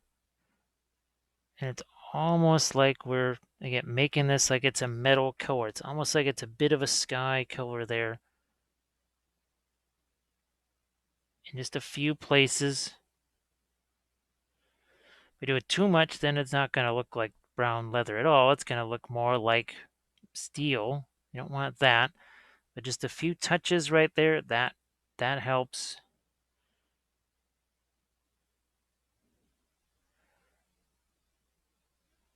And I'm even getting a little bit of that greenish color into Snowmane's fur. That whole, if a color goes somewhere, it must go everywhere. Gonna find a few more of these lighter areas on Snowmane's face. And whatever the deal is with that armor on his head.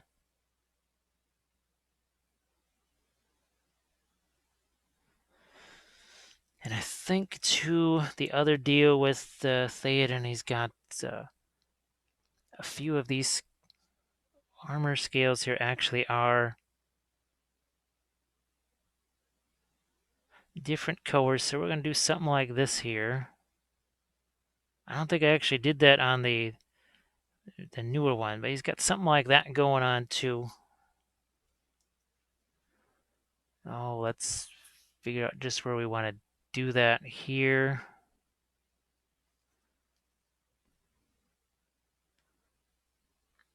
And I think we'll just give him a diamond pattern. Why not? And I'll have to do the same thing then here. Now, of course, this is the newer plastic one, and it was a lot easier to deal with. A lot of the armor there was much. Oh, what can you say? It was, the resolution was a wee bit better on that than this ancient version here. Let's get a bit of, just a little lighter tone there on his boots.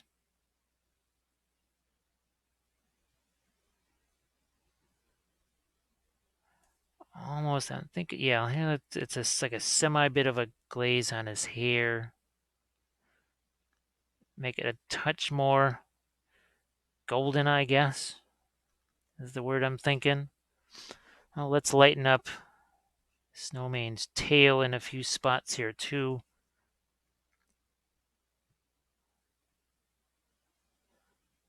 Like you do.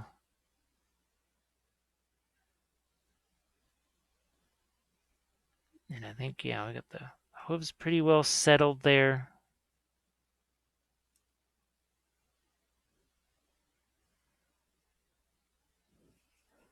Let's get some more lights on his tail here. It's weird sometimes with the white horses, their tails are actually, and their manes too, are sort of dark. We used to be really up on our horse breeds. We had an 800-page book of horses. This was kind of before you could do the whole Google thing. It's a long, long time ago.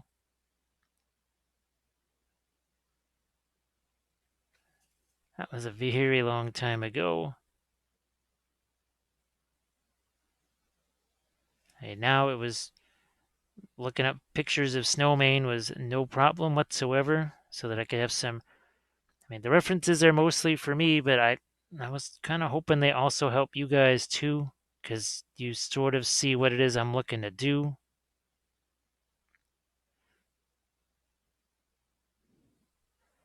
I realize that very few people actually do that. I know Kathy does that a little bit, but I'm just kind of surprised. You see it, practically no one else does that.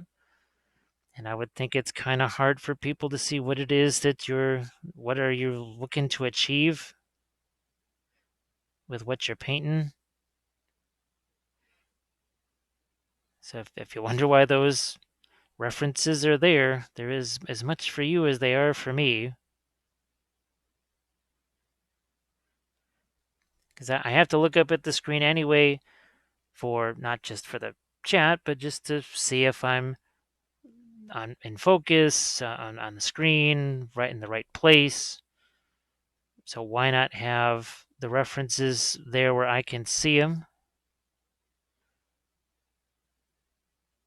At some point, I guess it's going to have to be in April when I may be moving some things around here. So if things look different or whatever, it's just me moving some things around, desperately actually trying to find a place for a second monitor here. I have a second monitor I could put up. There is absolutely no space for it. It would have to be basically stuck on a window.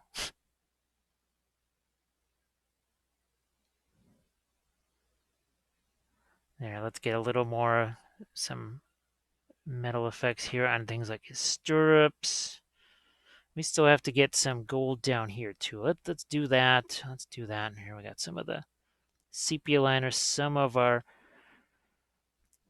clear yellow, because I can see a horse's head right here.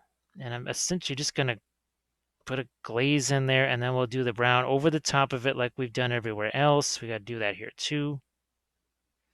So we're just going to glaze that in. We'll go back in a little bit with that.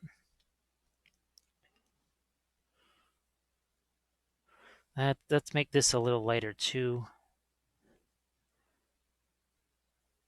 It's a strap that's not so much sculpted on, but is sort of cut in. It's a little unusual.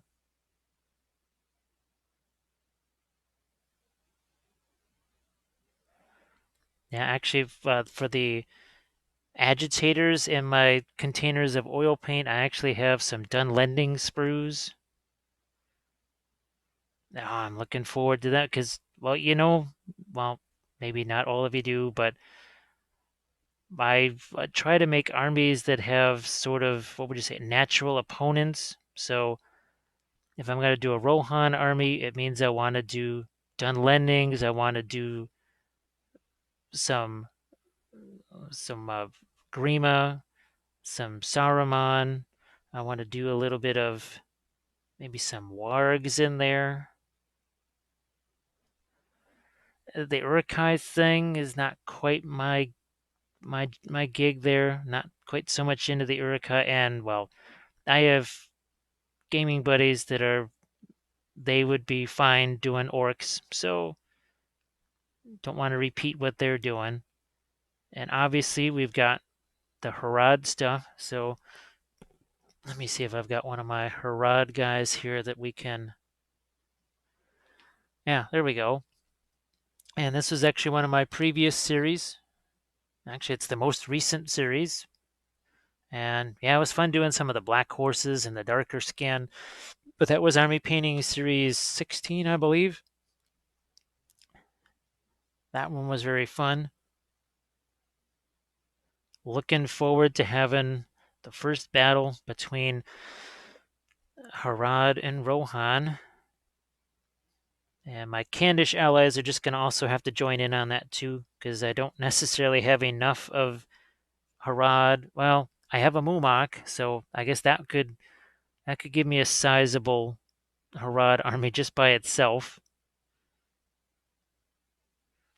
But I'm definitely short on Candish figures, so they will just combine with my Harad, I believe. So you can see we got a whole bunch of different things. We got some yellow colors there. This is a little more reddish, and then we actually have some of the green down there.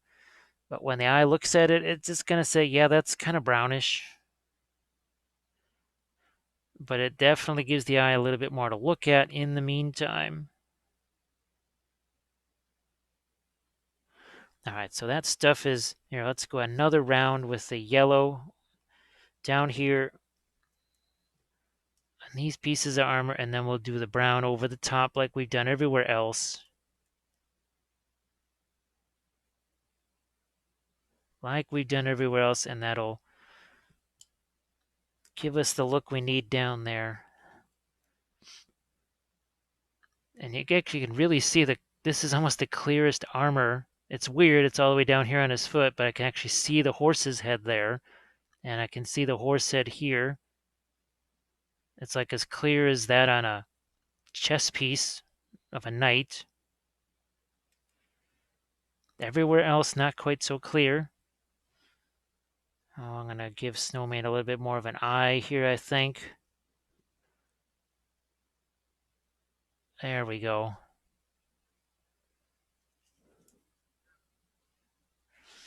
And I'm going to get this a little lighter too.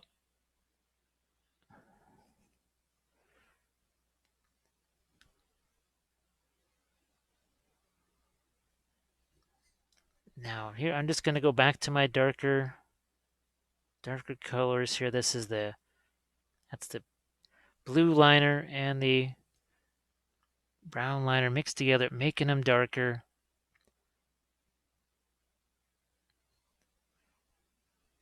And just trying to there, I want to get that shape restored.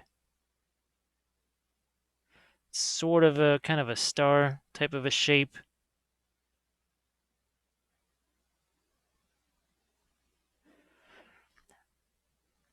Now, like I said just in a while back, I will link some of the other tutorials. I've got the AON. Unfortunately, I forgot to take those out of my carrying case, but I got the Erkin brand with all of the freehand on it.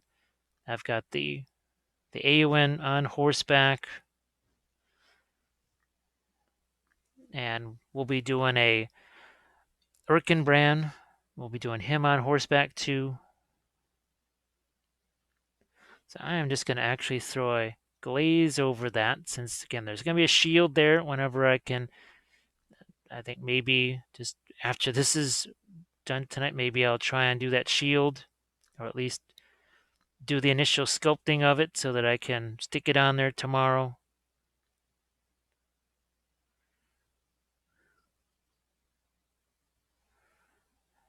Oh, let's get a little more of this. Let's get this darker stuff back in here. I was trying to do that lighter thing, right, where the sky is hitting it and sort of making it lighter and a little more bluish. There's that same, again, that's just the green liner. You let something like the maiden flesh mix with that, and now it just becomes sort of a greenish gray as opposed to just green.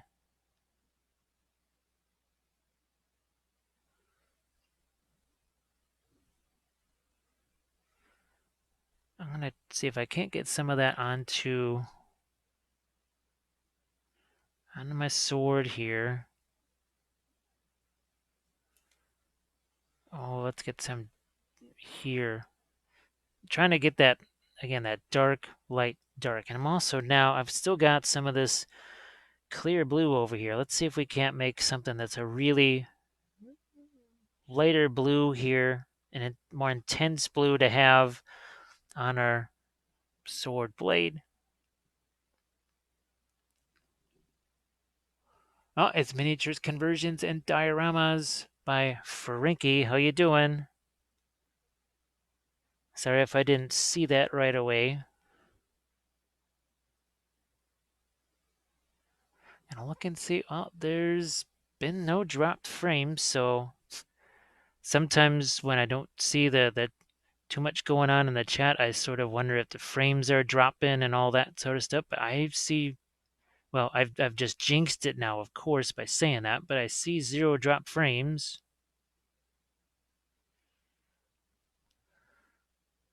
But we've got our here. Let's get maybe some of this even onto Snowmane's helmet here. Yeah, I'm just, this is a little bit of a chill out thing for me here. I'm just using the Reaper Clear and Liner paints. Just doing a little Lord of the Rings Theoden here. Well, I got to do this anyways because I got to get my army going. Well, I have to get this army plus Harad plus Can. I got to get a whole bunch of armies going if I'm actually going to do all the battle reports that I want to do.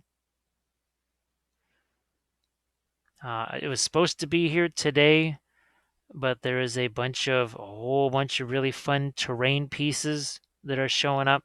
Then I'll be painting those. Some of them, fortunately, are small enough for me to actually paint on screen here in this setup. And I know at least one is a fountain. There might be 2 fountains, but one is a fountain. And I'm really going to have some fun with that because I want to do water effects on that thing. I want to do some more of the, oh, what is that? Some foliage type stuff, some vines.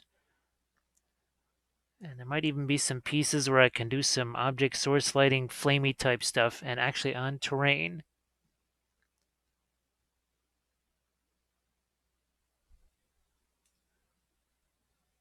Now I'm gonna give him some, gotta give him kind of a lower lip here. Doesn't really, I mean, it's mostly kind of disappeared in the beard and everything. Well, let's see if we can't get that going right here. I'm also going to try and get a little bit of separation there between his eyelid and eyebrow. Right here. There we go.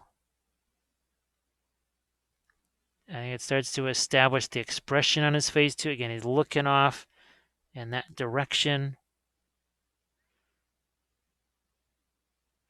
Here, let's do a bit more on that. There we go. Now, you know what? I'm going to do a little bit more of a lighter skin tone right in there. I'm just looking at the, that's why I have my reference picture there of his face, because, well, his face is more prominent on this. Yeah, it's fun having the helmet because it's so elaborate looking, but just something about having the face there where you can have the expression of the face. So let me look at the, here's your, so there's your new plastic, and look at how clear that is. I mean, that is just, oh, and that's what the back of that's supposed to look like, I suppose. So it's going to be entirely different. Oh, and I can actually see what's supposed to be happening here. So wow, that is radically different there, is it not? Wow, what a difference 20 years makes. Well, I guess 17 or so. So that just, it needed some of the reflected light in there. That's helpful. Now we need to get something on these straps here. And I still am tempted to think that these should be gloves instead of just bare skin, but I guess I'm gonna stick with the skin. And I'm actually gonna take some of that coat and put it right in there. Hope you can see that.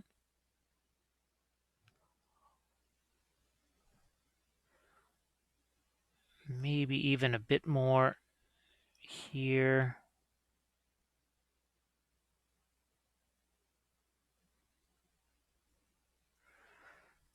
So you can see we've got that light, dark kind of vibe happening.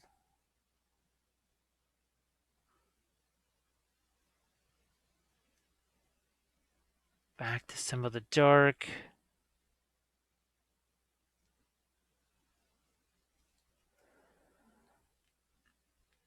And sometimes even like here on some parts of the armor, I might just knock this down a bit more. Boy, I'm just looking at that other one there. That's gonna seem so easy by comparison.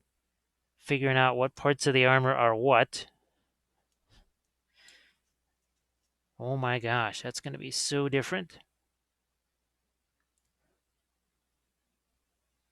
It's like I can barely tell what in the world's supposed to be happening with this here.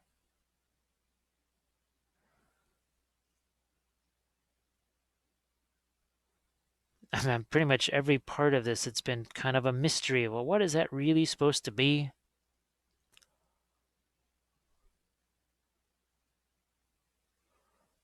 Looking to do some more of the, I guess, the more dramatic highlights on his hair, maybe.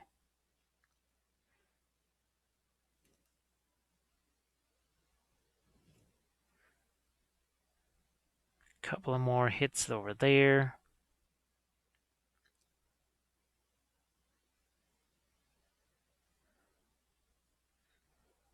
Yeah, okay, let's do a bit more right there. Get some of that sort of underlying gold color that's underneath the leather part, the leather working parts there. And then maybe a few especially here on the chest. Gonna go for some lighter stuff here.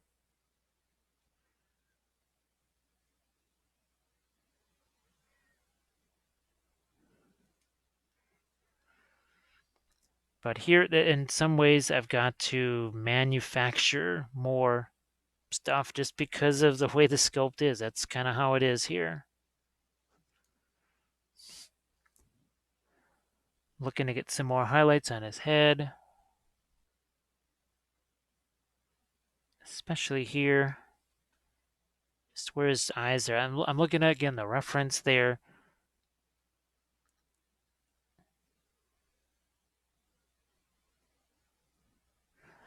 I'm looking at his, yeah, see, I needed some more action on that nose. I'm gonna pick out a few more lights in the mustache and beard.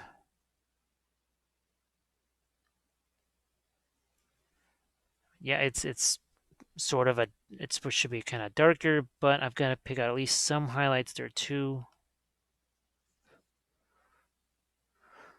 Let's see if I can't get this here, right here.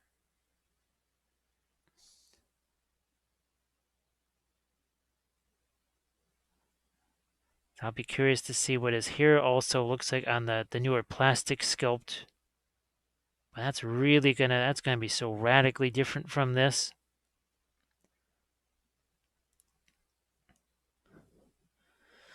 I mean, not like there's anything wrong with this. It's been fine for years, but seeing that new version of it is pretty wild. So again, you trying to use the yellow to make the red lighter.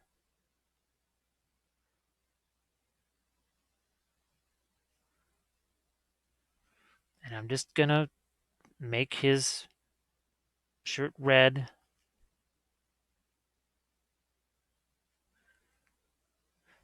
And I see if I can't work in some more lights on that.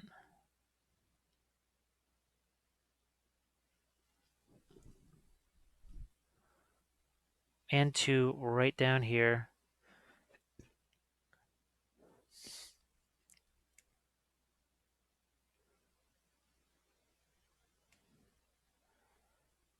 Let's see if I can't work a little bit of this reddish color into his face. Gonna try and get some of that onto the nose here.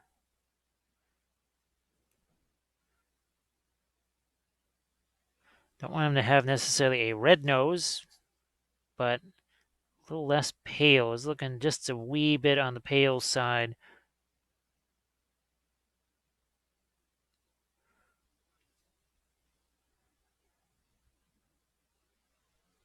I think that brings it out a little more.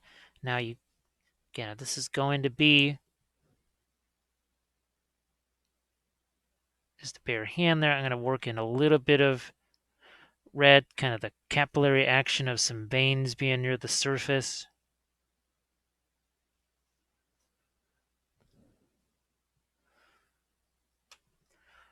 Now on the horse's barding, let's see if I can't sneak in.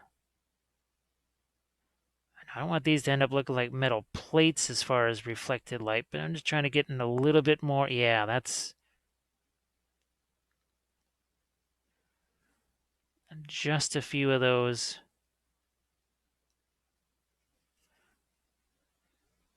Oh, we certainly have to do that over here.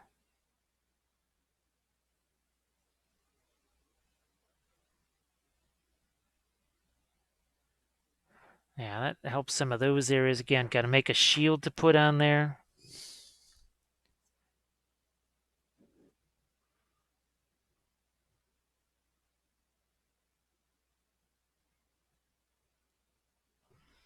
Let's see if I can go back in here and do a little bit of that drawing of some lines. I mean, it's a little less mayhem than it was when I first was working in this area.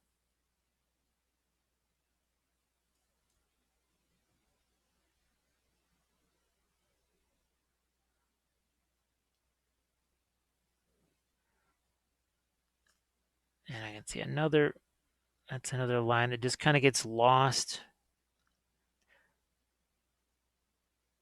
And sometimes we just have to bring it back. Just kind of have to draw it in manually.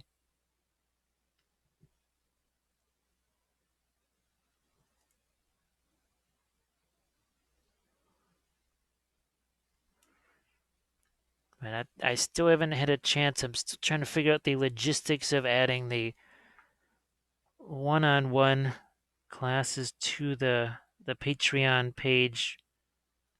It really comes down to, okay, how many of those can I do a month and still be able to do my regularly scheduled programming? As always, and I know I've said this several times, the biggest roadblock to doing those was trying to schedule around conventions, which that's not really going to be much of a problem for quite a while, I believe.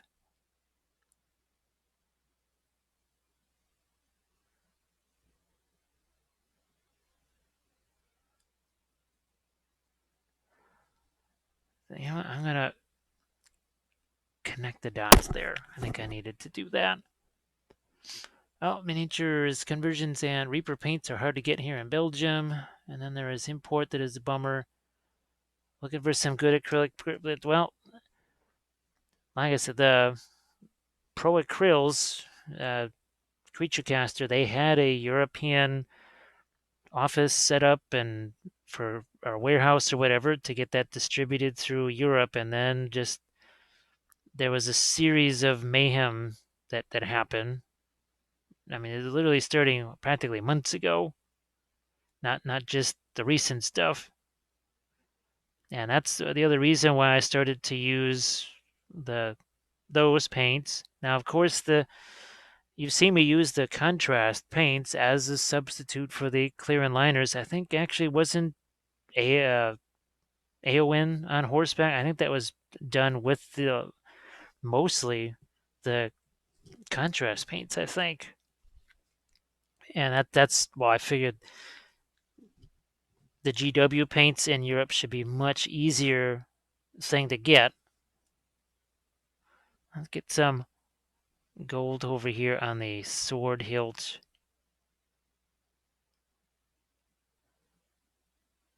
I think some more over here too.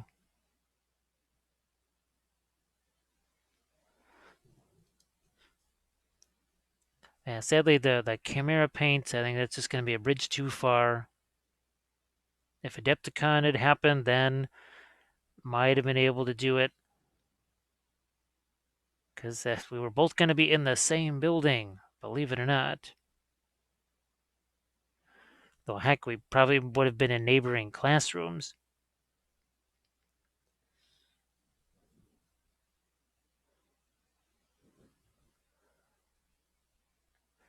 Yeah, just a couple of these here. You can see I'm taking some of my sepia liner, some of the red. Now, trying to get some of these bits on Snowmane here with a bit more color on them, maybe even some more lights here.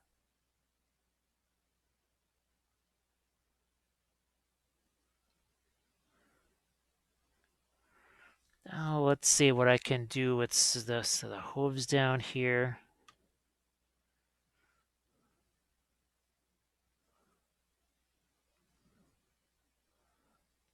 Usually don't do too much on the hooves. Actually, what I'm going to try and do here is maybe a little bit with some of the grass and other things.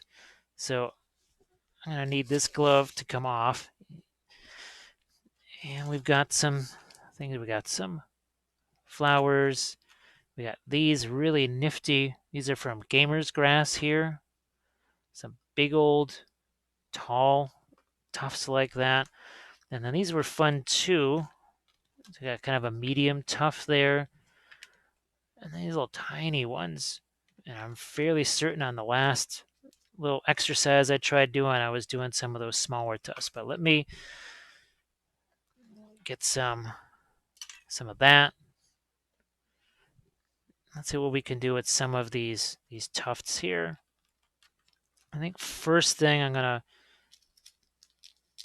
throw out maybe a couple of the flower tufts just to kind of keep things rolling.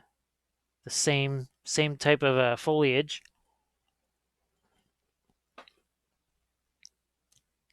I'm gonna get my brushes out of the way. Really don't need those. Wait a minute here. That's better. Now, it always helps to have, and I'll show you these guys. These are really helpful for punching through clogs and paint jars, but they're really handy for putting on these type of things. So where do we want this to go? I'm going to say I want one right there. Now you see why I didn't really want to bother painting the hooves because, all right, if it's going to be covered by a tuft, why do I want to screw around with that? I think another, something in there might be fine. I don't want to put too much in the way of these tufts on, say, rocks. But what I can do is get a scissors here, and I'll cut some of this guy, like so. And that can go over there, like that. Oh, let's see what happens with, again, these are some of the larger tufts here. Those are, I mean, they're really tall. Here, let me see if I can get one of these out here without messing up too much. See, that's some pretty tall grass there.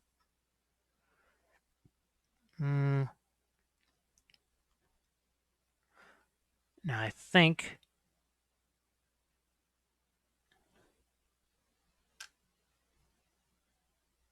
it's just got a little different look to it, right? Now we also did some of this flock right here. And am I going to grab some sand and gravel glue for that? No, I'll just go with, throw me some super glue here. 1 second. It hasn't been opened yet.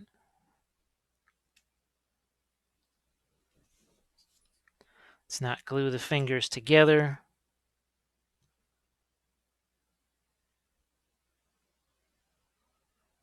And this will make the rocks look like they have a little bit of moss on them as well.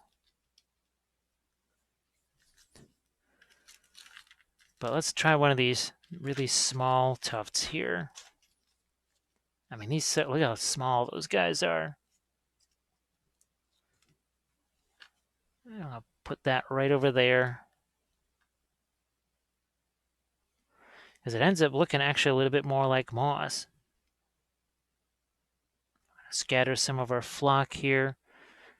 And this is another reason why you'll see why I didn't go crazy painting the base. Because, well, we can add so much color this way. Let's do a little bit more in the way of our glue here.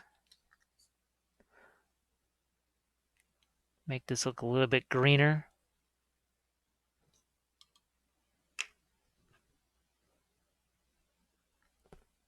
I could have used the sand and gravel glue also, but I just wanted this to have a nice strong hold right away.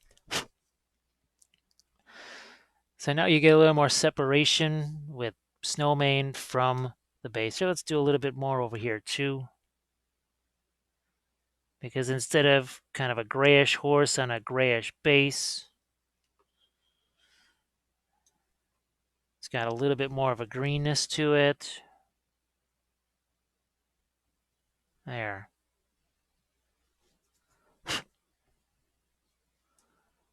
Now let's say we want to maybe add, let's see if I still have those around. If they're near enough where I can actually grab them. No, I think those are elsewhere. I was gonna add some of the Luke's APS ground cover, but what I do have is another one of these little flower pieces right here. That's gonna go right in there.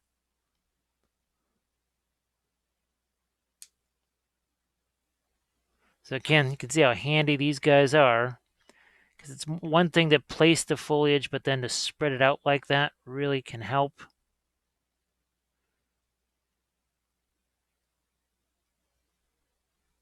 So I think that really lends a lot of color in no time at all. So I can get those guys out of the way. And I've even got here, let's, just because it's Theoden, let's throw some of these white flowers in there too. What the heck? Let's go crazy with foliage.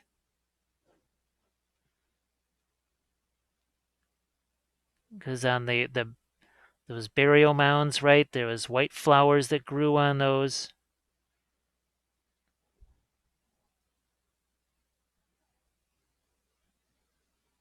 There we go. So now we've got ourselves some, it ties Snowmane down onto the base, which is nice.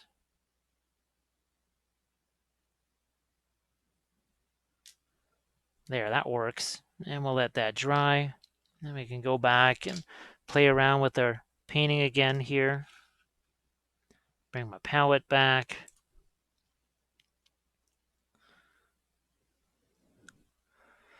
And speaking of Snowman, I am going to do some on this hoof right here.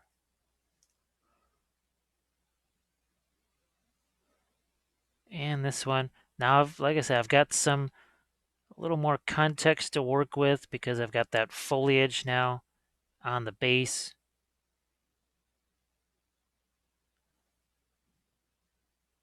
And I try and, work up some lighter stuff on his fur here.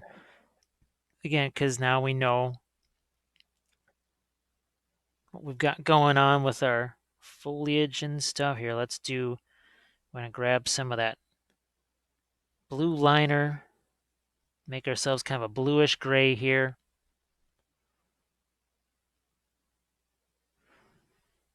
And let's get some more lights on the hoof here.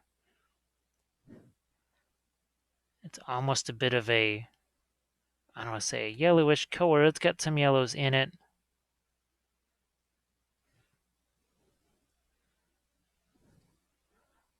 Let's do a little more over here.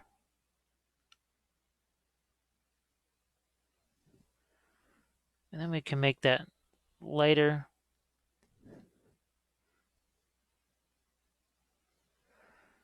Just enhance that edge a little bit.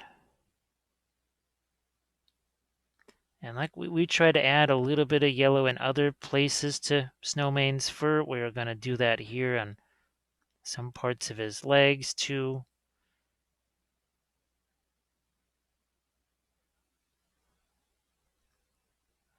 The one thing I haven't seen on his face is, does he have that sort of darker nose? Because sometimes white horses will also have a very dark nose, which is kind of wild.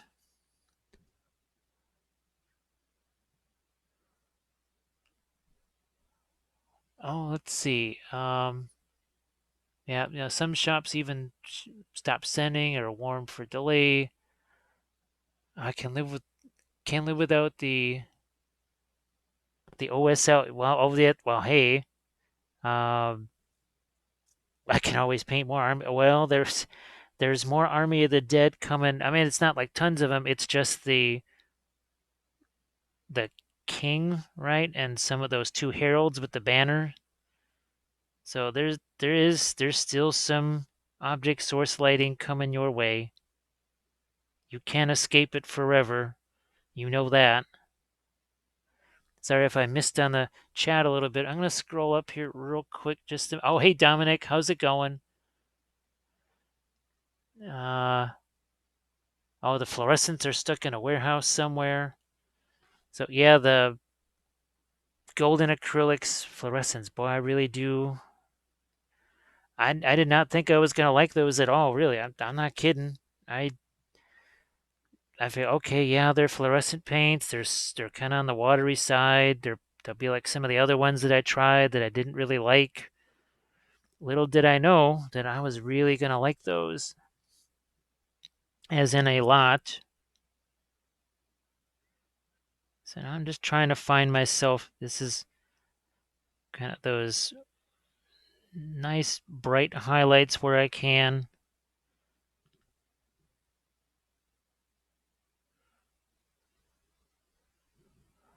Wow, now that's interesting. I don't have the glove on. I've always worn the glove. It's not to protect my hand or anything like that, but it's to make the screen be a little less crazy. I don't know. Maybe I need to just not use the glove anymore. That's pretty wild. I can't do the OSL right until my fluorescents get out of lockout. Well, I'm trying to think when. Well, it was about what 2011, 2012, something like that. When I was and this website is long since gone. It was FRP Games, and they had the Vallejo fluorescent paints for on clearance. They were 89 cents a jar, and I thought, well, I'll probably never use them, but it's 89 cents a jar. I'll just get them, and I got them, and they just kind of sat around. It was sort of like the Goldens and other paints that I've had that just sort of sat around and think, maybe at some point I'll try them. And little did I know that I would try them and go, oh, yeah, these are a necessity. These aren't just some little fun thing to have. I could immediately tell the difference between the fluorescent orange and the brightest regular orange paint. I don't care. It can be called fiery orange. There's the GW color was called fiery orange. And I think even Vallejo had a color that was fiery orange. And when you compared the two, the only one that was fiery or really orange was the fluorescent orange. Much to my surprise. So I'm just throwing a little bit of the blue here in the Snowmane. Not much. Like I said, it's not even going to register as, oh, someone just added blue to his fur. It's just helping the white look a little bit different.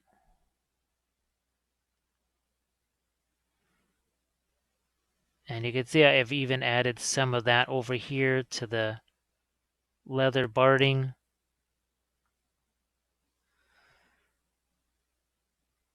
And then over here to some of the metal.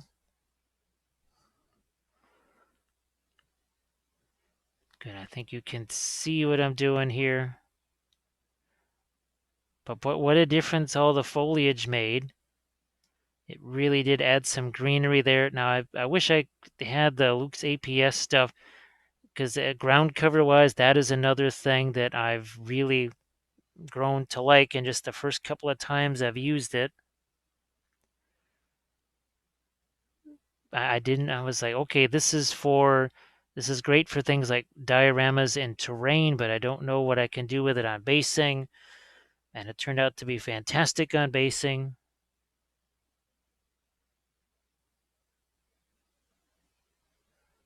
That's about, there we go. Okay, a little more. Let's do something with I'm going to just maybe throw a freehand thing over here or something. Just nothing complicated, nothing crazy. Just want to make sure you can see it. It's just maybe a little line here.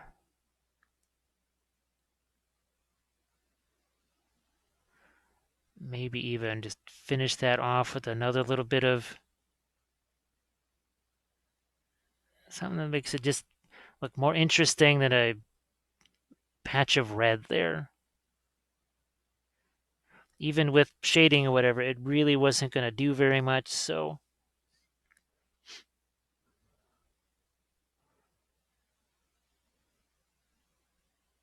Looking to get my light right in here. Yeah, okay. That helps. Let's do the same on the other side here. Of course, we've got Snowmane's head sort of in the way.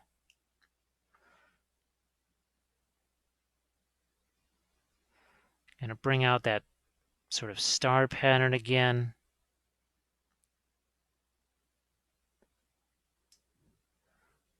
Let's see if I can, yeah, I'm gonna, on this saddle here, bring out some more stuff there. Oh, and maybe on these guys, let's throw out some more. That's just a clear yellow. All right, there we go. Boom. Ordered the green stuff world. Well, they are super watery, much like the golden acrylics. It's just the golden acrylics one. Yeah, they're watery, but they really cover. And the green stuff world ones, well, it seems like their primary purpose is to go through an airbrush. That's, as I kind of gave it some thought, I thought, well, maybe that was what they had in mind with those guys, is that they're supposed to go through an airbrush. Because as far as brushing them on, I used them on the Necrons. I think I used those on the Necrons because I was using the Green Stuff World metallic paints. And it was interesting because the Green Stuff World metallic paints, those really covered very well. The Turbo Dorks were kind of the opposite. When I tried those, last week, right? The Turbo Dork metallics didn't really cover. They were more on the watery side and very thin. Now here this is a little bit of, again, some reflected light, kind of ish. So we're just kind of developing that leather a little bit more there.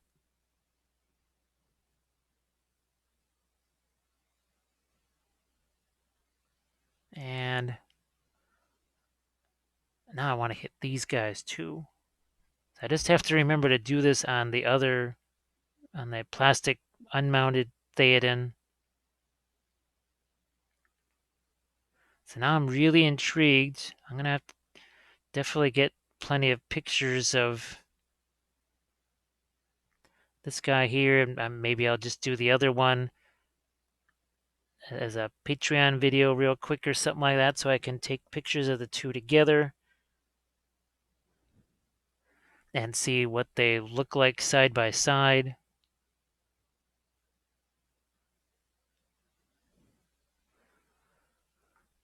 But as always, you can go back to the beginning and check this out and see how different this was a couple hours ago. How long has it been? 2.5 hours ish. And when we started with him, he basically was like that. That's just the Badger Stynylrez primer shot on there. That's what he looked like a few hours ago. And since then, we have developed him and done as much refining as we can in many places. Now I'm going to go back almost to a little bit more of a reddish look here. Bring out some of these.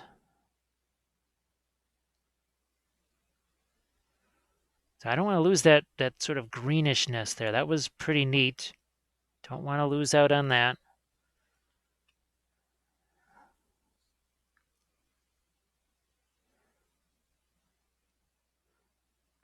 And again, just trying to give myself a little bit of ever so slight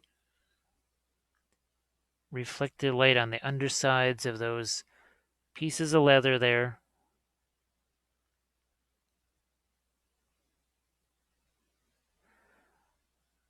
Oh, what do we got on this side again? I'm going to see if I can't. I'm going to try and get some of this color too into Snowmane's fur. Let's get some of that here. Again, it's so subtle, people won't even realize that it's actually there. You can see that the hoof now is not just black. It's got some stuff going on here. Let's see. So I kind of got that impression from the one bottle. Had to lay it flat over white to do anything. Well, I think you know from say the early days that gosh, I don't know. I don't think I have them within easy reach here, but it was those Vallejo fluorescents. Geez, to this point, there's been more, let's say, object source lighting tutorials. If you were to take them all combined, going back to 2013, I want to say probably 80% of them were done with the whatchamacallit, the Vallejo fluorescents. So that's a good option. You'll just have to realize that those, unlike everything else, they're super thick. I mean, like, and really, really, really thick. So that's, if you're looking for an option that you should be able to get there in Europe, you should be able to get the Vallejo fluorescents. Because boy, I mean, I don't know. I couldn't even tell you how many object source lighting tutorials that I've filmed with just the Vallejo fluorescents.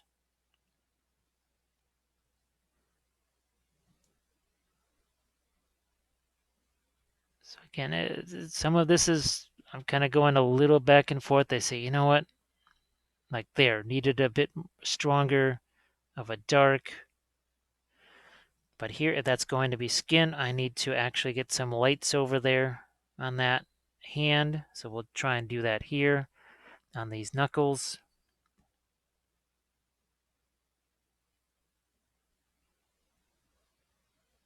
Like so.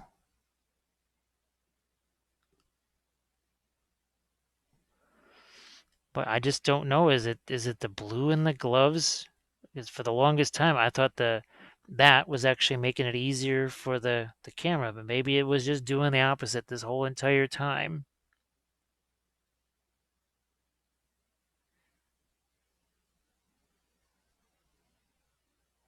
So a bit more, nice, some highlights in some of those areas, but always approaching that just kind of cautiously.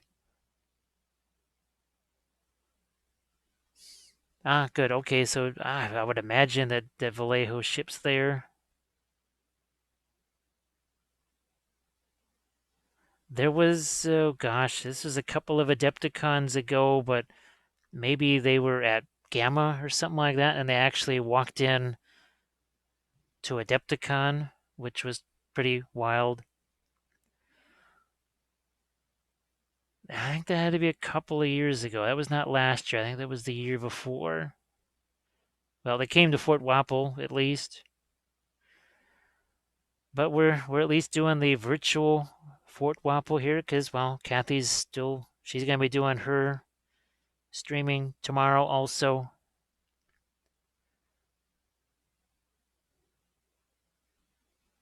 And I'm trying to get a Facebook Live session in, but it does sort of have to be scheduled around Kathy's stuff, and that hasn't been easy because she's also been doing her D&D online stuff, or also kind of in a broadcast form.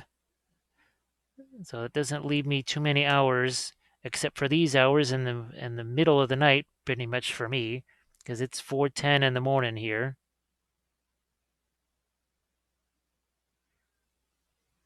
And from what Kathy was saying, you guys don't have daylight savings time yet there in Europe. So I think you're only 5 hours ahead of us. Maybe that explains a lot. That might explain it. I've been wondering why there was fewer people until now. Well, if there's still that 1 hour difference, and I started almost an hour earlier, now I start to see why.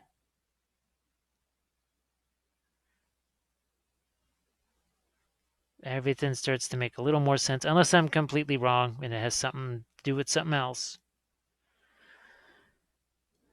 What I'm also going to do here is just set this brush aside. I am going to pick up a few more lighter things here on the stone here. Again, that's just taking my original, those off-whites, some of the maiden flesh, some of the maggot white. And this is that original, remember, you got sand and gravel in there, you got oil paint in there. But one thing you can expect to see are my homemade oil brushers on one of these live sessions coming up here. But I think instead of, well, obviously, instead of just working on one miniature with the oil paints, I'll be working on a bunch.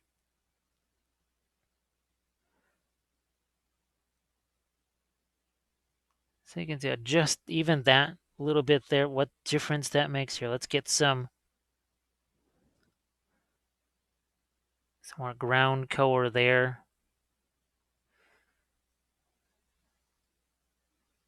I might even, yeah, let's get a little, almost maybe do a semi-glaze of that warmer color in there.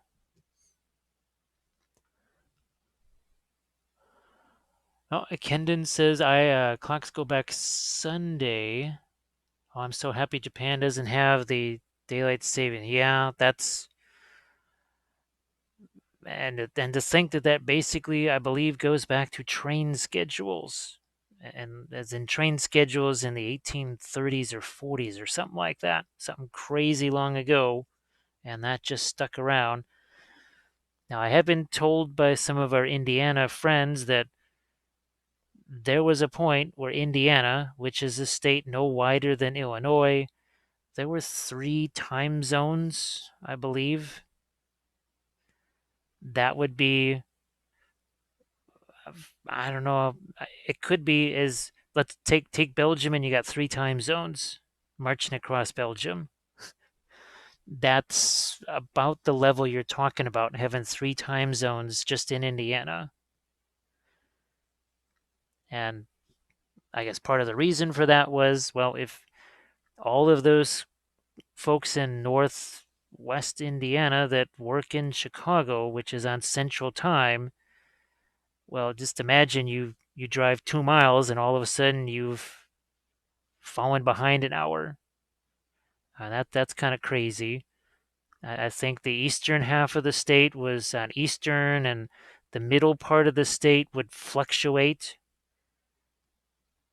It's like for one part of the year it would be on this time, and that was crazy. I couldn't even understand what they were saying. It was that wacky.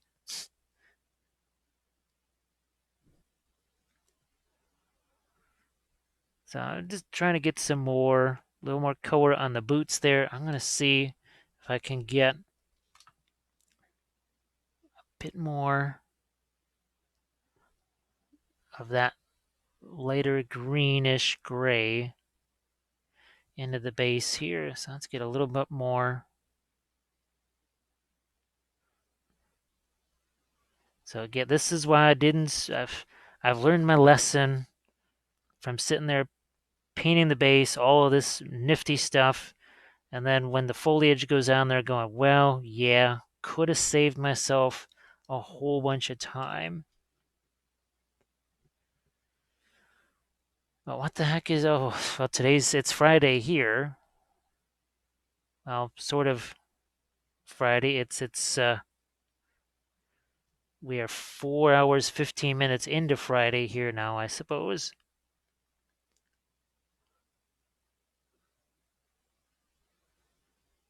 Here's a bit more of my. So I had some of the bluish gray. Now this is a bit more. That's basically green liner lightened with I think some of the maggot white. I remember just how much I like the the green liner. I kind of forget about it sometimes, but see, it looks like phthalo green, but then as soon as you put something like this pinkish color in there, it immediately almost changes it to a sort of a gray,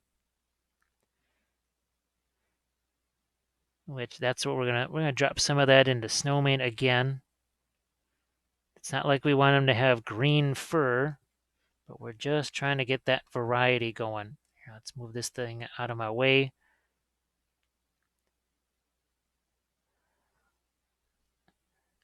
Gonna get some more of the lighter colors here on this part of Snowmane's neck. There we go.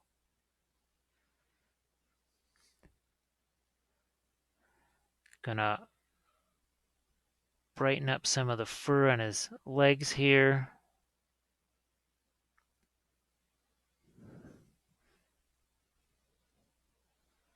How's about some more? So yeah, I'm liking the fur's got plenty of different lights in it now. Because even not that long ago, it was looking more like just a kind of a plain old bluish light gray. So here we actually have that green, blue, almost like a purple gray there, all in right there in the tail.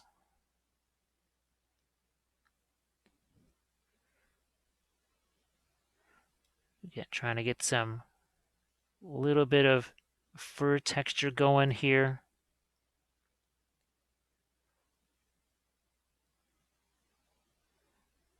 Let's see if I'm gonna look at my sword blade here again. So yeah, I got enough little transitions back and forth there. Can always add a little bit more.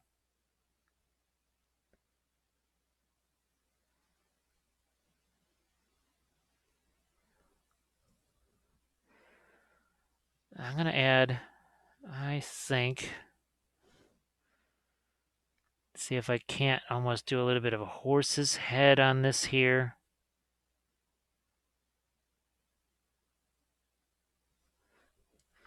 Oh, I'm gonna go back into some darker stuff here. Maybe grab some of that yellow. That's the red liner.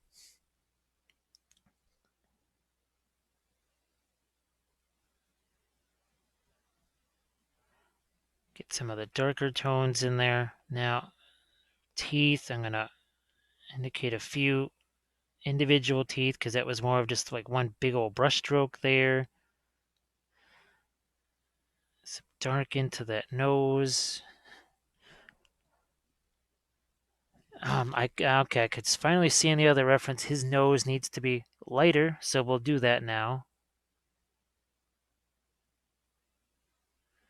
Okay, good to see.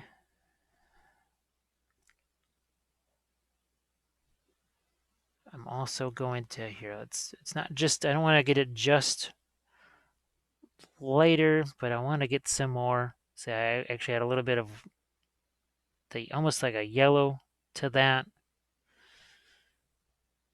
and I'm gonna throw some more of our Maggot White and our regular. It's just straight up white. But what's interesting is that the Reaper White, it's not going to be like the Pro Acryl Creature Caster White that pretty much blots out everything else. It's not going to cover quite the same. Got to remember that.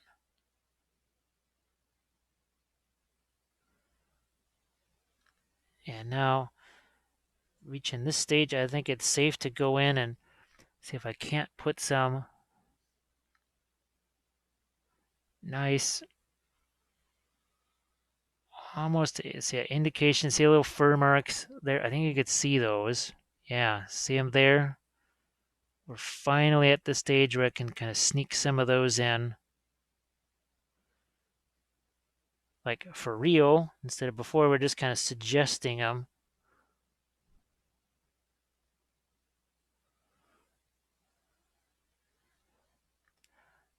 Now here on the, okay, one little right there, just a point of light, it makes it sort of turn. Oh, I'm looking to get on the these parts of the scale mail here. It's rough because, man, and I'm looking over at that plastic sculpt where all of these things are absolutely totally perfect because of, well, the digital sculpting and casting, and these, well, as being so much older, it is a much trickier process here. Desperately trying to just get one little point of light on these guys. So yeah, well, I'll make the other one basically, make that one a Patreon video then, because I can do a little bit more matching it to my army. And yeah, let's get some light there. Yeah, that needed it. I think we probably need some over here too. Yeah. And as I said, the Patreon page, you sign up for the Army Painter Pledge level, and you'll get plenty of Rohan, because there's my Rohan Army painting series. You'll get your Easterlings, Army of the Dead, Morgul Knights, Harad, Dol Amroth. Now that series is underway, I filmed the basing episode on that. I still have to do all the editing of that. So that's why I've got to basically scratch build a shield to put there. So if you see a shield there that you didn't see painted during this, well, that's because for the longest time I didn't notice there was no shield there. Well, I noticed there was no shield, but I didn't realize there was a place for it. Now I could just file that off, and I'm tempted to maybe do that too. Whichever is going to take less time.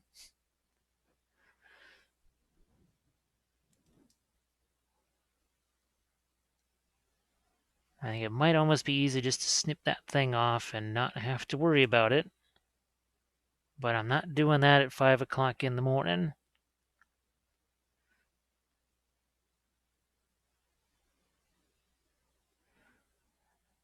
Oh boy, I'd really like to find, yeah, see, there's a couple of more right here. See these? That one, and that one. Might even lighten up the freehand on that a touch.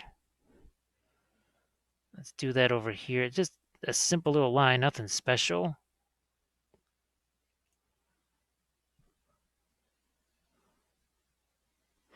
Now I don't want to, I keep wanting to reach down and put that similar type of highlight on the leather barding stuff, and that wouldn't be a good idea. But what is a good idea is to have all those different colors. You can see there's greens and yellows, all kinds of different tones in that armor. Here, I'm going to get me some more kind of a red here to throw in between the fingers. It's a little bit too much of a, I don't want to say black. It's a dark brown, and it needs to be, that also needs to have, yeah, needed something to break that up. Back here, I need some kind of reflected light. Something's got to happen back there. I'm going to go with maybe something like this. And it might even have to be lighter, I guess.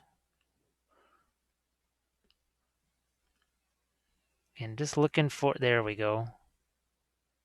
Just a hint of reflected light there. And now I'm going to go with this, and this will be the highlight on that strap here. If you can see it, I hope you can.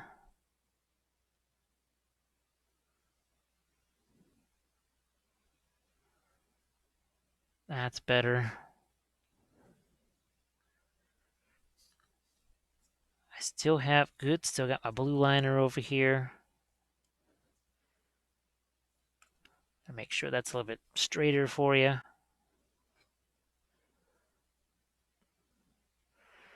And I can just see I've got to, like this one here, it's another sort of a misshapen So I basically have to paint that in, sort of like what we had to do with these guys earlier.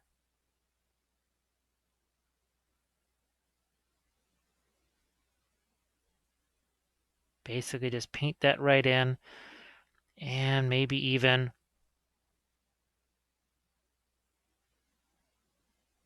here to just try and get a little definition in there, and maybe even a bit of a darker glaze right there to indicate some of these maybe are in a little bit more of a shadow area there.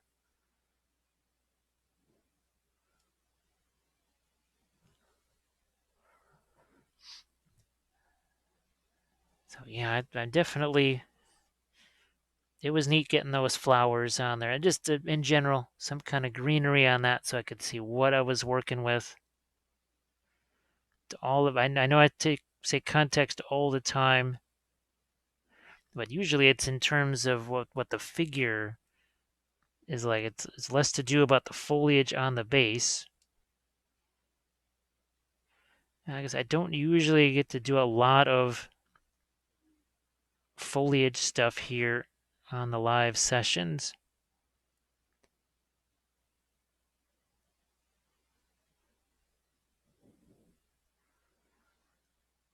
All right, there we go. And I think we've got his chest plate relatively well set. I'm going to see if I can't use, I'm going to go back into some of this. This is that green liner with some of the Maggot White in there. Again, looking to do essentially kind of not like a sky reflection on there, but just something lighter, something that's a little bit cooler than just the brown. And I know the horse's head is in the way. I almost called him Starmane. I'm still thinking about the Gandalf one that I've got. That's all prepped and ready to go. Pretty sure that I've got him on a base already.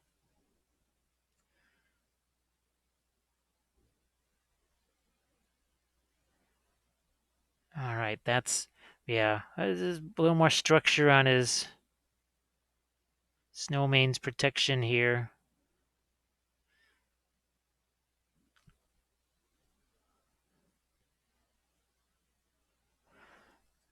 Man, I'm going to go into this, again, some of my warmer colors here and see what happens when I put those. Yeah, that's good. Because we have plenty of cooler color there, but it needed some warm. Nice little change there. When you got a white horse, if you don't do these kind of things, it's just going to look so visually uninteresting. Because people will go, okay, yeah, white horse, whatever, not really care.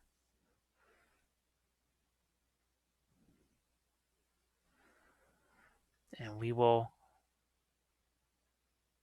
try to work it, not just the lighter color there, but even some hint of fur texture there. Same thing in here. Not necessarily doing it with a lighter or darker color, but just a different color. So it's around the same level of lightness, but it's got some yellow to it.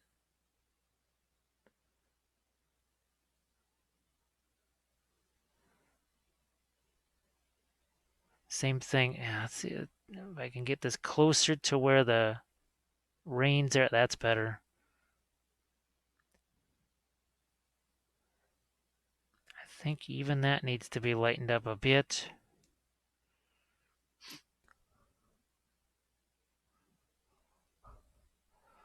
Oh, let's see. Camrico and Iona Starkiller are the ones from Hassle-Free. Actually, there's some of those coming. Oh, Hassle-Free and the Elf Diorama. Now, and Kendon, has anyone got tips for filtering and or searching the Patreon content? Well, the when you sign up for it, you get all of them because they all build off of each other. So that's why when you sign up and you do the Army Painter thing, you get about, well, now about 350 or 60 hours worth of videos because you need to see, was it 4 oil painting series now? You need to see the previous ones to kind of show and give you a better idea of the basically the current one. There's basing things that build, like the bark and branch basing that are on one series. I'll take that same concept in another series, but then add something to it, make it a little different.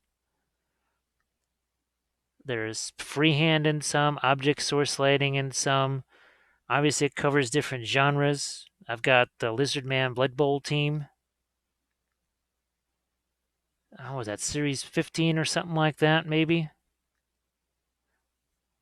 And of course, there's a bunch of Song of Ice and Fire series, and there's actually one that's gonna series 12 that I never got a chance to finish, and now just because of certain circumstances, I can actually finish that one.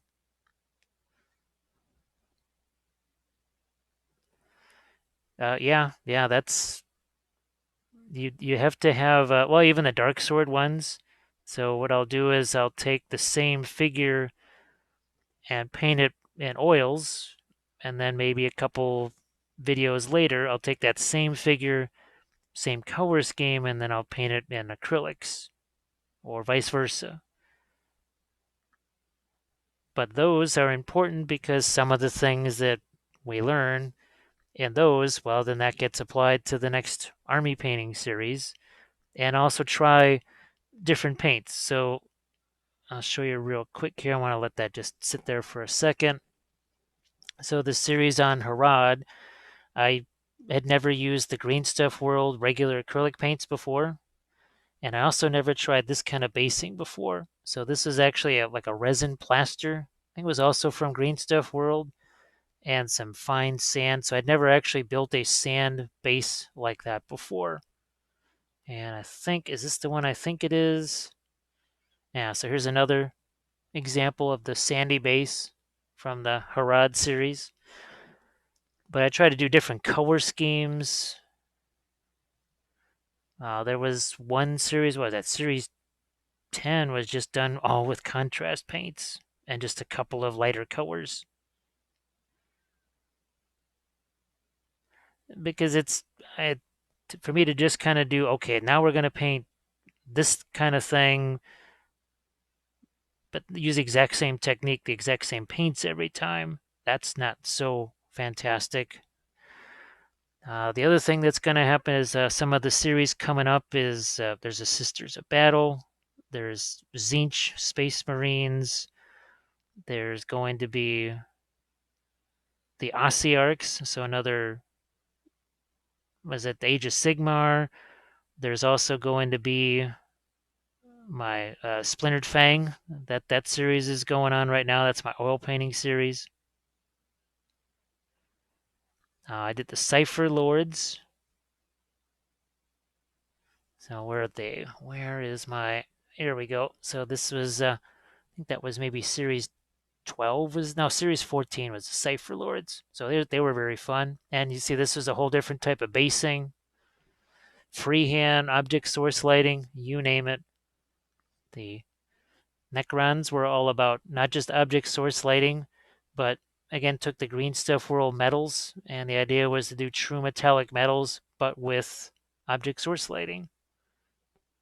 And like I said, every series builds off the other. And the experimentation's really never going to end because there's just so many fun things to play with. I think the Ossiarchs, there's actually, I've got enough of them to do a couple different series. So maybe one in oils, and then again, same thing with these Thousand Suns, the Rubik Marines. I think I've got enough to do one series in oils and then another one in acrylics. Oh, I've got the Aeronautica planes that won't be a series, but there will be a couple of different videos as I try to make different camo patterns.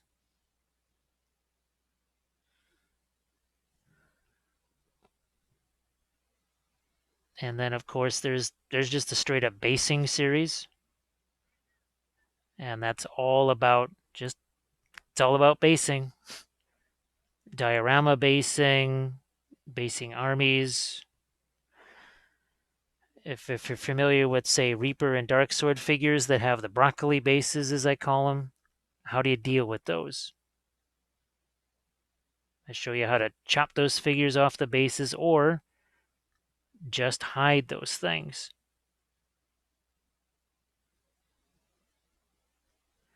We experiment with different. Let's see, Ben.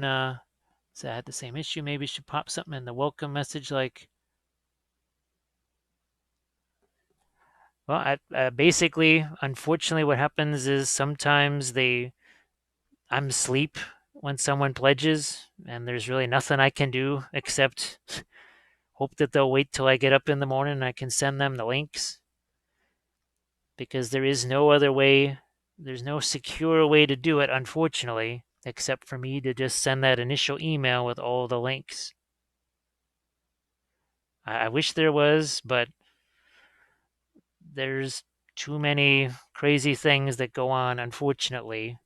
You learn the hard way when you do a Patreon page. There's, I think, Patreon pirates is one of the expressions that's used, where people just kind of rove around. And yeah, unfortunately, it'd be easier if I could just have them be links that people could access themselves right away.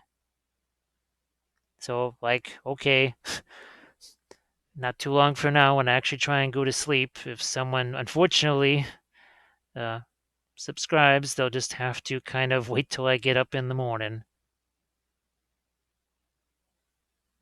As much as I try to stay awake 24 hours a day.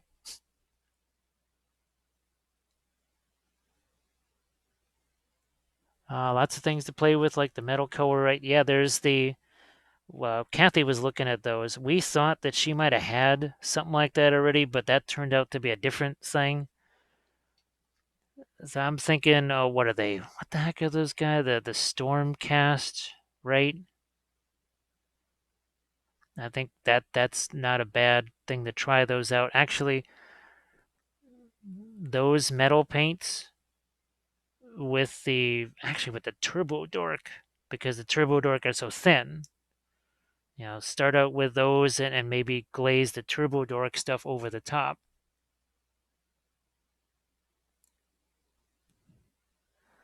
Let's see. Gonna try and get myself a couple of more lights over here. So instead of just highlighting that gradually more and lighter red, I actually took that and made it basically not red. Because remember, I think it was on that Dark Sword figure where I really put it into practice, where we took a color that was not any kind of red and used that for the darkest recesses. I'll pledge to a couple people. You have loads of stuff here, and how do I find things? When I send you the links, all of these series, um, they're listed, 1 through 17, whatever, and it says what they are. It says, here's episode 1, 2, whatever, and it'll let you know if it's in oils or something like that. Then the Dark Sword, those are all kind of listed. Now, the other thing, too, is there's playlists on the YouTube channel. So once you start looking at, let's say, the Dark Sword tutorials, well, now that you're in, you'll be able to actually be able to see the other Dark Sword tutorials too. You shouldn't actually even need to be clicking on the links. So, because someone a while back asked about playlists, so I made playlists, and that seemed to work pretty well.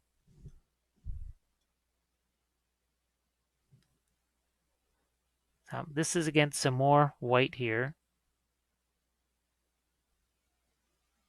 But now say we're trying to get some fur texture into this.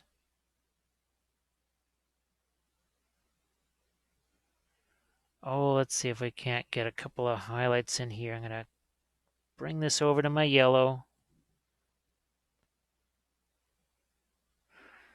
Yeah, pop a couple of these lighter highlights here.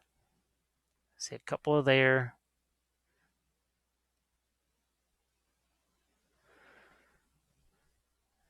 A few more here.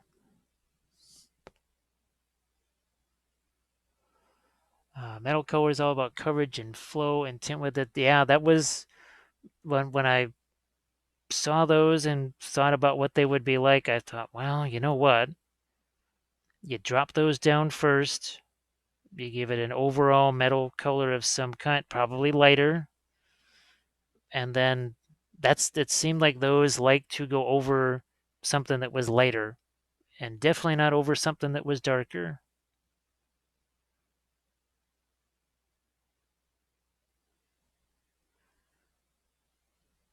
I wanna try and find some. Actually, what the heck?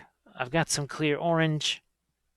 That's one of the new clear paints. Here, let's just do it the old-fashioned way like that. And now we can have some fun with some other gold colors here. Up here on the sword hilt. There.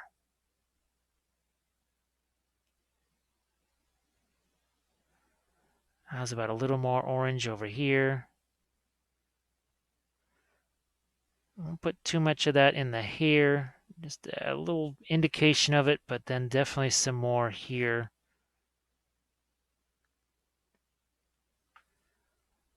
I'm going to get some here on his chest plate.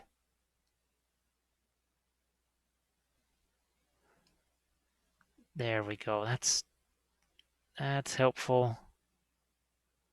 Just makes that turn a little bit.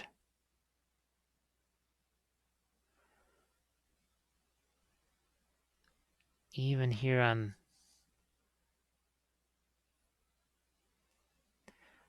this, yeah, right there needs some, because we've got our lighter stuff in place. Let's see if I can't get some, there we go. Just some slightly darker orange.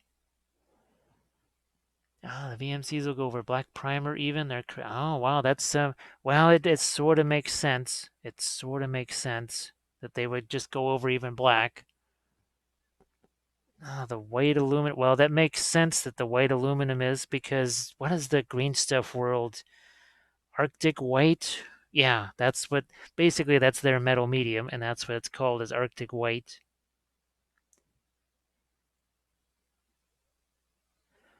Now I might try. I'm trying to think of maybe some Lord of the Rings. Who knows? Maybe the done lendings. Maybe I do those in metallics. Maybe I don't know if they really have enough armor per se. Not necessarily like obviously Jamie here. That was fun playing with the metal medium on that. The done lendings are, geez, I think they have even less armor than the Rohan Royal Guard do. But yeah, see what the orange has done here. That's really been a nice addition here. That's been a very nice addition. It's kind of toning down some of the yellow. The adding the red to it just wasn't quite enough. It wasn't quite doing it. It was making it a little more pink instead of, say, more orange. So here's a touch more on our little diamond pattern of armor bits, the scale mail. Oh, let's lighten this up a bit more. Okay, so we got that's the yellow, orange together.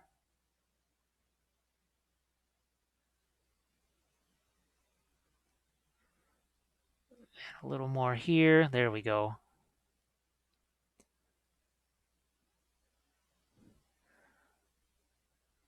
what about that? Okay, there's a whole lot of nothing going on up here, so I am going to have to put a little something where there is nothing.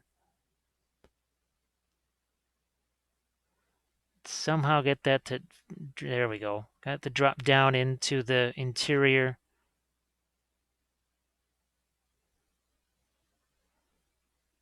Now up here, I had to pretty much file away a lot of the hair texture, so I'm going to just sort of paint some hair texture back in there.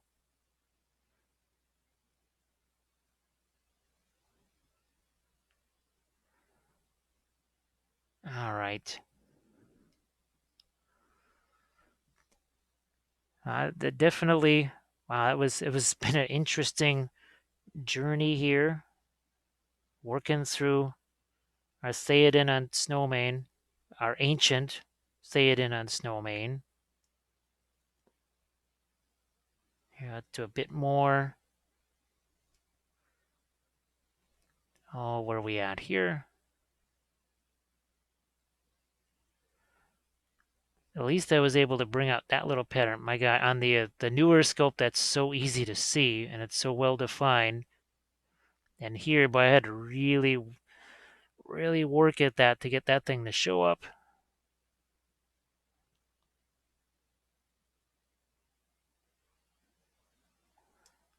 Oh, I think up here it needs to be. Oh, here's my kind of a yellowish color.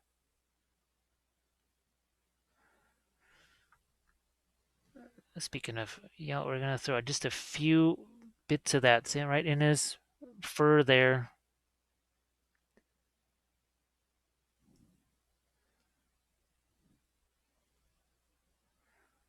Oh, let's see what we got here on his tail. Remember, I did want to have some yellowish tones there. I've got basically a very bright lemon yellow here, and that's what we're going to do on his tail. Oh, and his mane. I think we kind of forgot these bits right here, so let's work in those.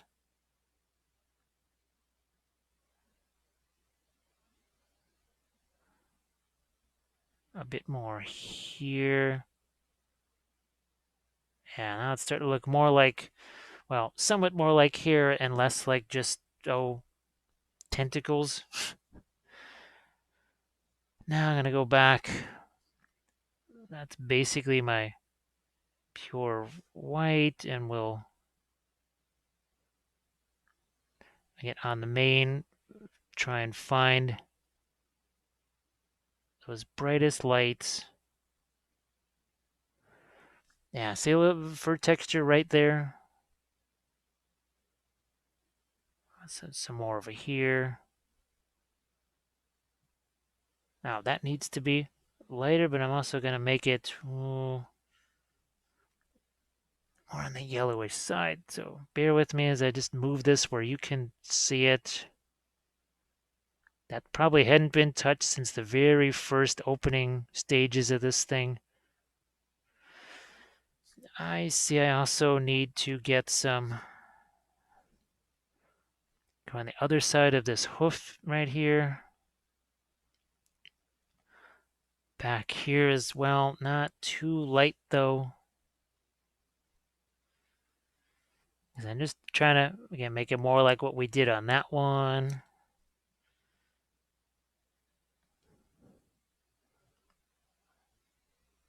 Couple of more hints of light here. Oh, actually, I'm going to, a couple of those teeth there. I mean, he's really showing you some teeth. Actually, some mane on the other side that I hadn't gotten yet.